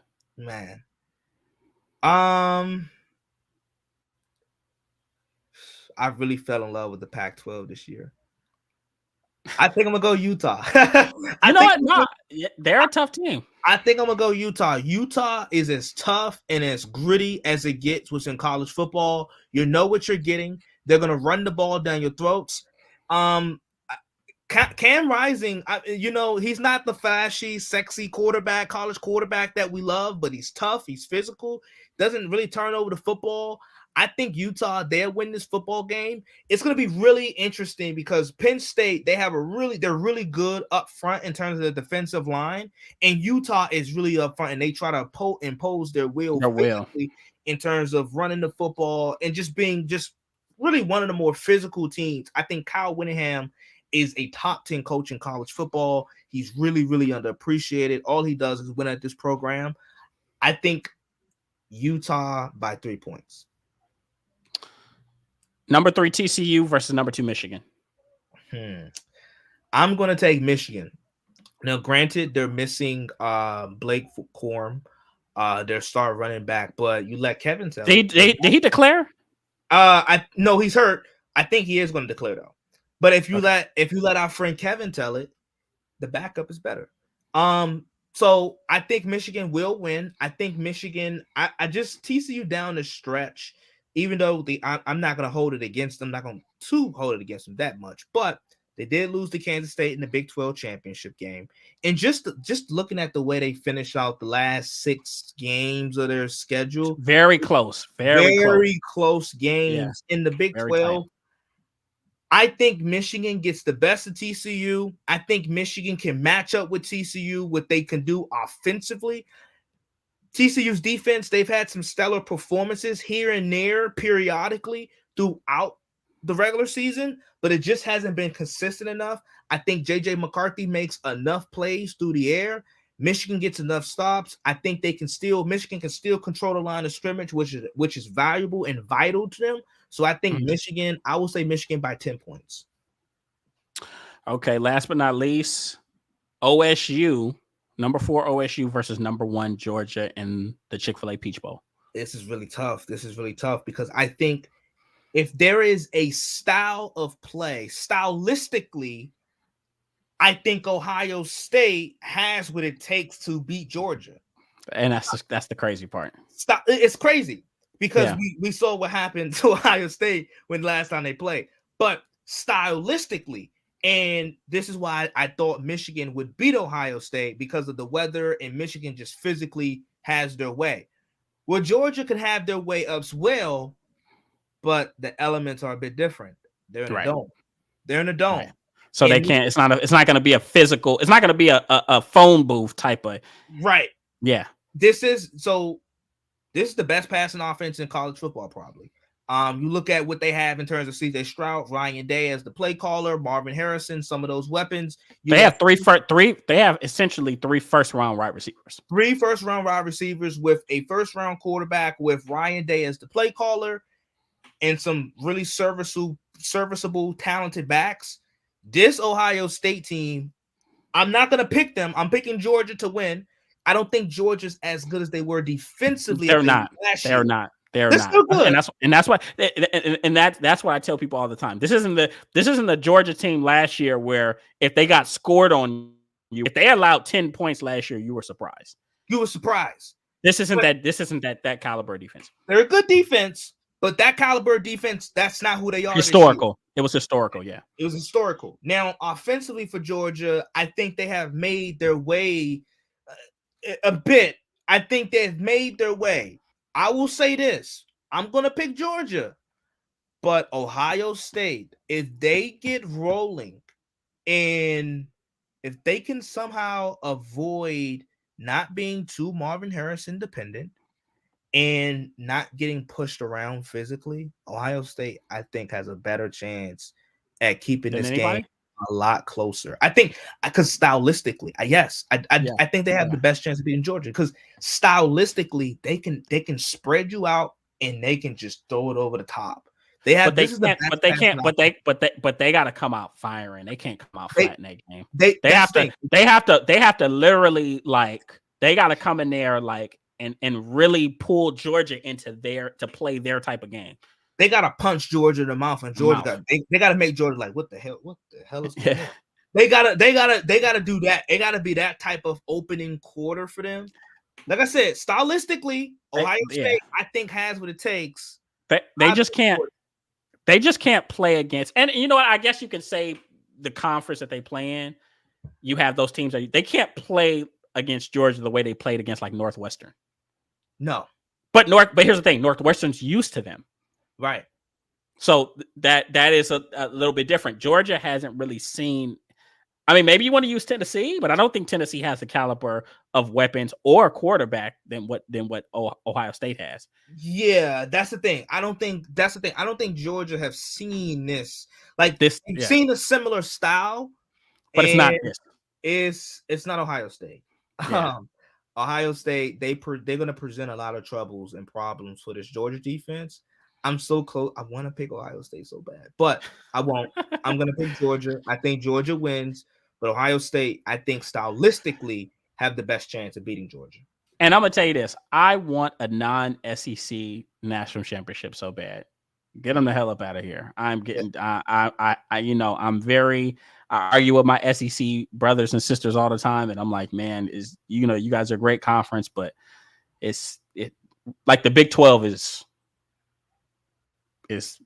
like that, right? The Pac-12. Oh, my bad. Did I say the big? I said the Big 12. Are supposed to be? Yeah. The Pac-12 was surprisingly really, really good this year. It was. Yeah. So, yes, that is the New Year's 6. We have some very interesting matchups coming along. Who do you have winning the bowl games? Who do I have? Yeah. I have I'm going to take Tennessee over Clemson. I just think Clemson it's been a little bit overrated. I think they've been I agree. Yeah, that overrated all year with or without DJ. I'm going to take Tennessee. I think Kansas State can beat Alabama. I really do. I think because Alabama is not a big, strong defense like we're used to seeing. I think that's where you can kind of see some trouble because Kansas State is a very tough team and they're fearless. USC, I believe, will win over Tulane, especially that Caleb Williams is going to play. I didn't know if he was going to play or not. I thought he was going to shut it down for the year. Penn State, Utah, that's as close can get. I'm kind of with you. I'll take Utah on that one. If Utah can run the football, and Penn State has not had their best season too. Like even though they're a great team, they haven't been their usual selves as well. TCU versus Michigan. I'm going to take Michigan. I think they're just head and shoulders the more talented team, but I think TCU will make it a game. And then OSU versus Georgia. I was kind of in a similar predicament where I wanted to pick OSU, but I'm not confident because sometimes they're very soft. They can be very finesse. But I'm gonna tell you this: I really think that loss to Michigan left a bad taste in their mouth, and I hope that they come back swinging. Because, like I said, I'm so tired of seeing the SEC and the national championship. I think the NCAA wants to see the Big Ten in the in the national championship because they really want to push people. They really want to push teams into those two conferences. So I think that narrative is really starting to drive. That everybody wants to see the Ohio State Michigan rematch. Yeah, that's what everybody wants to see. Nobody wants to see Michigan versus Georgia. Yeah, because that'll be so it'll be ugly. But you're right. I think Ohio State. I think everything is shaping up for Ohio State to Michigan. I'm gonna go ahead. I'm gonna take that chance. I'm gonna say fuck it. I'll take Ohio State. And I say this about Ryan Day. I'm not saying Ohio State should fire Ryan Day. No. He's done a good job. But Ryan Day, he has one, maybe two signature victories. His best victory since he's been an Ohio State coach has been versus Clemson. I think it was the 2021, the year Alabama, the 2020 semi-playoff game versus Trevor Lawrence and the Clemson Tigers. Trevor Lawrence last year and Justin Fields last year. That was Ryan Day's best win. He's 45-5 as Ohio State's coach. I think he needs this victory. Not saying if he loses, they're gonna fire him. No, but just to solidify. Yeah, to really solidify, because he took over. What Urban left him was a Rolls Royce. Right. Like, this was a really, really good program. Urban won 90% of his games, and so far, Ryan Day has beaten, as you can tell by his record, 45-5. He's beaten who he's supposed to beat. Now he's dropped a couple to Michigan these last few years, and I think that a lot of that has to do with Michigan is catching up to Ohio State in terms of recruiting. But I want to see Ryan Day get another signature win, and boy, this would be the best win of his career over a Kirby Smart Georgia team who, over the past 18 to 24 months, they've been the best team in college football. They have. I agree. So it's gonna be fun to see who can really solidify their legacy at their program, because I think Jim Harbaugh has a lot to prove himself. You know, obviously he's finally turned the corner and is able to win the rivalry games, but can he win the big one? And I think if he wins the big one, I think that'll give him solace, and maybe we can talk on another episode about him looking at the possibility of coming back in the National Football League. Yeah. So, but yeah, man. I mean, that is New Year's 6. That's NFL football. We have a lot of great football lined up to close out the year. The Super Bowl is right around the corner. The national championship is right around the corner. And then obviously, once again, we'll start getting a little bit more into basketball. College basketball is going to be starting to heat up. We'll have March Madness before you know it. And then the All-Star break will be here. And then that's when real NBA playoff basketball will really start, and things will start to come together for that. And, you know, it's just fun. It's year-round fun. We just finished the damn World Cup. We're about to have these bowl games. We're about to have the Super Bowl. Like, sports never stops. It's the greatest thing ever.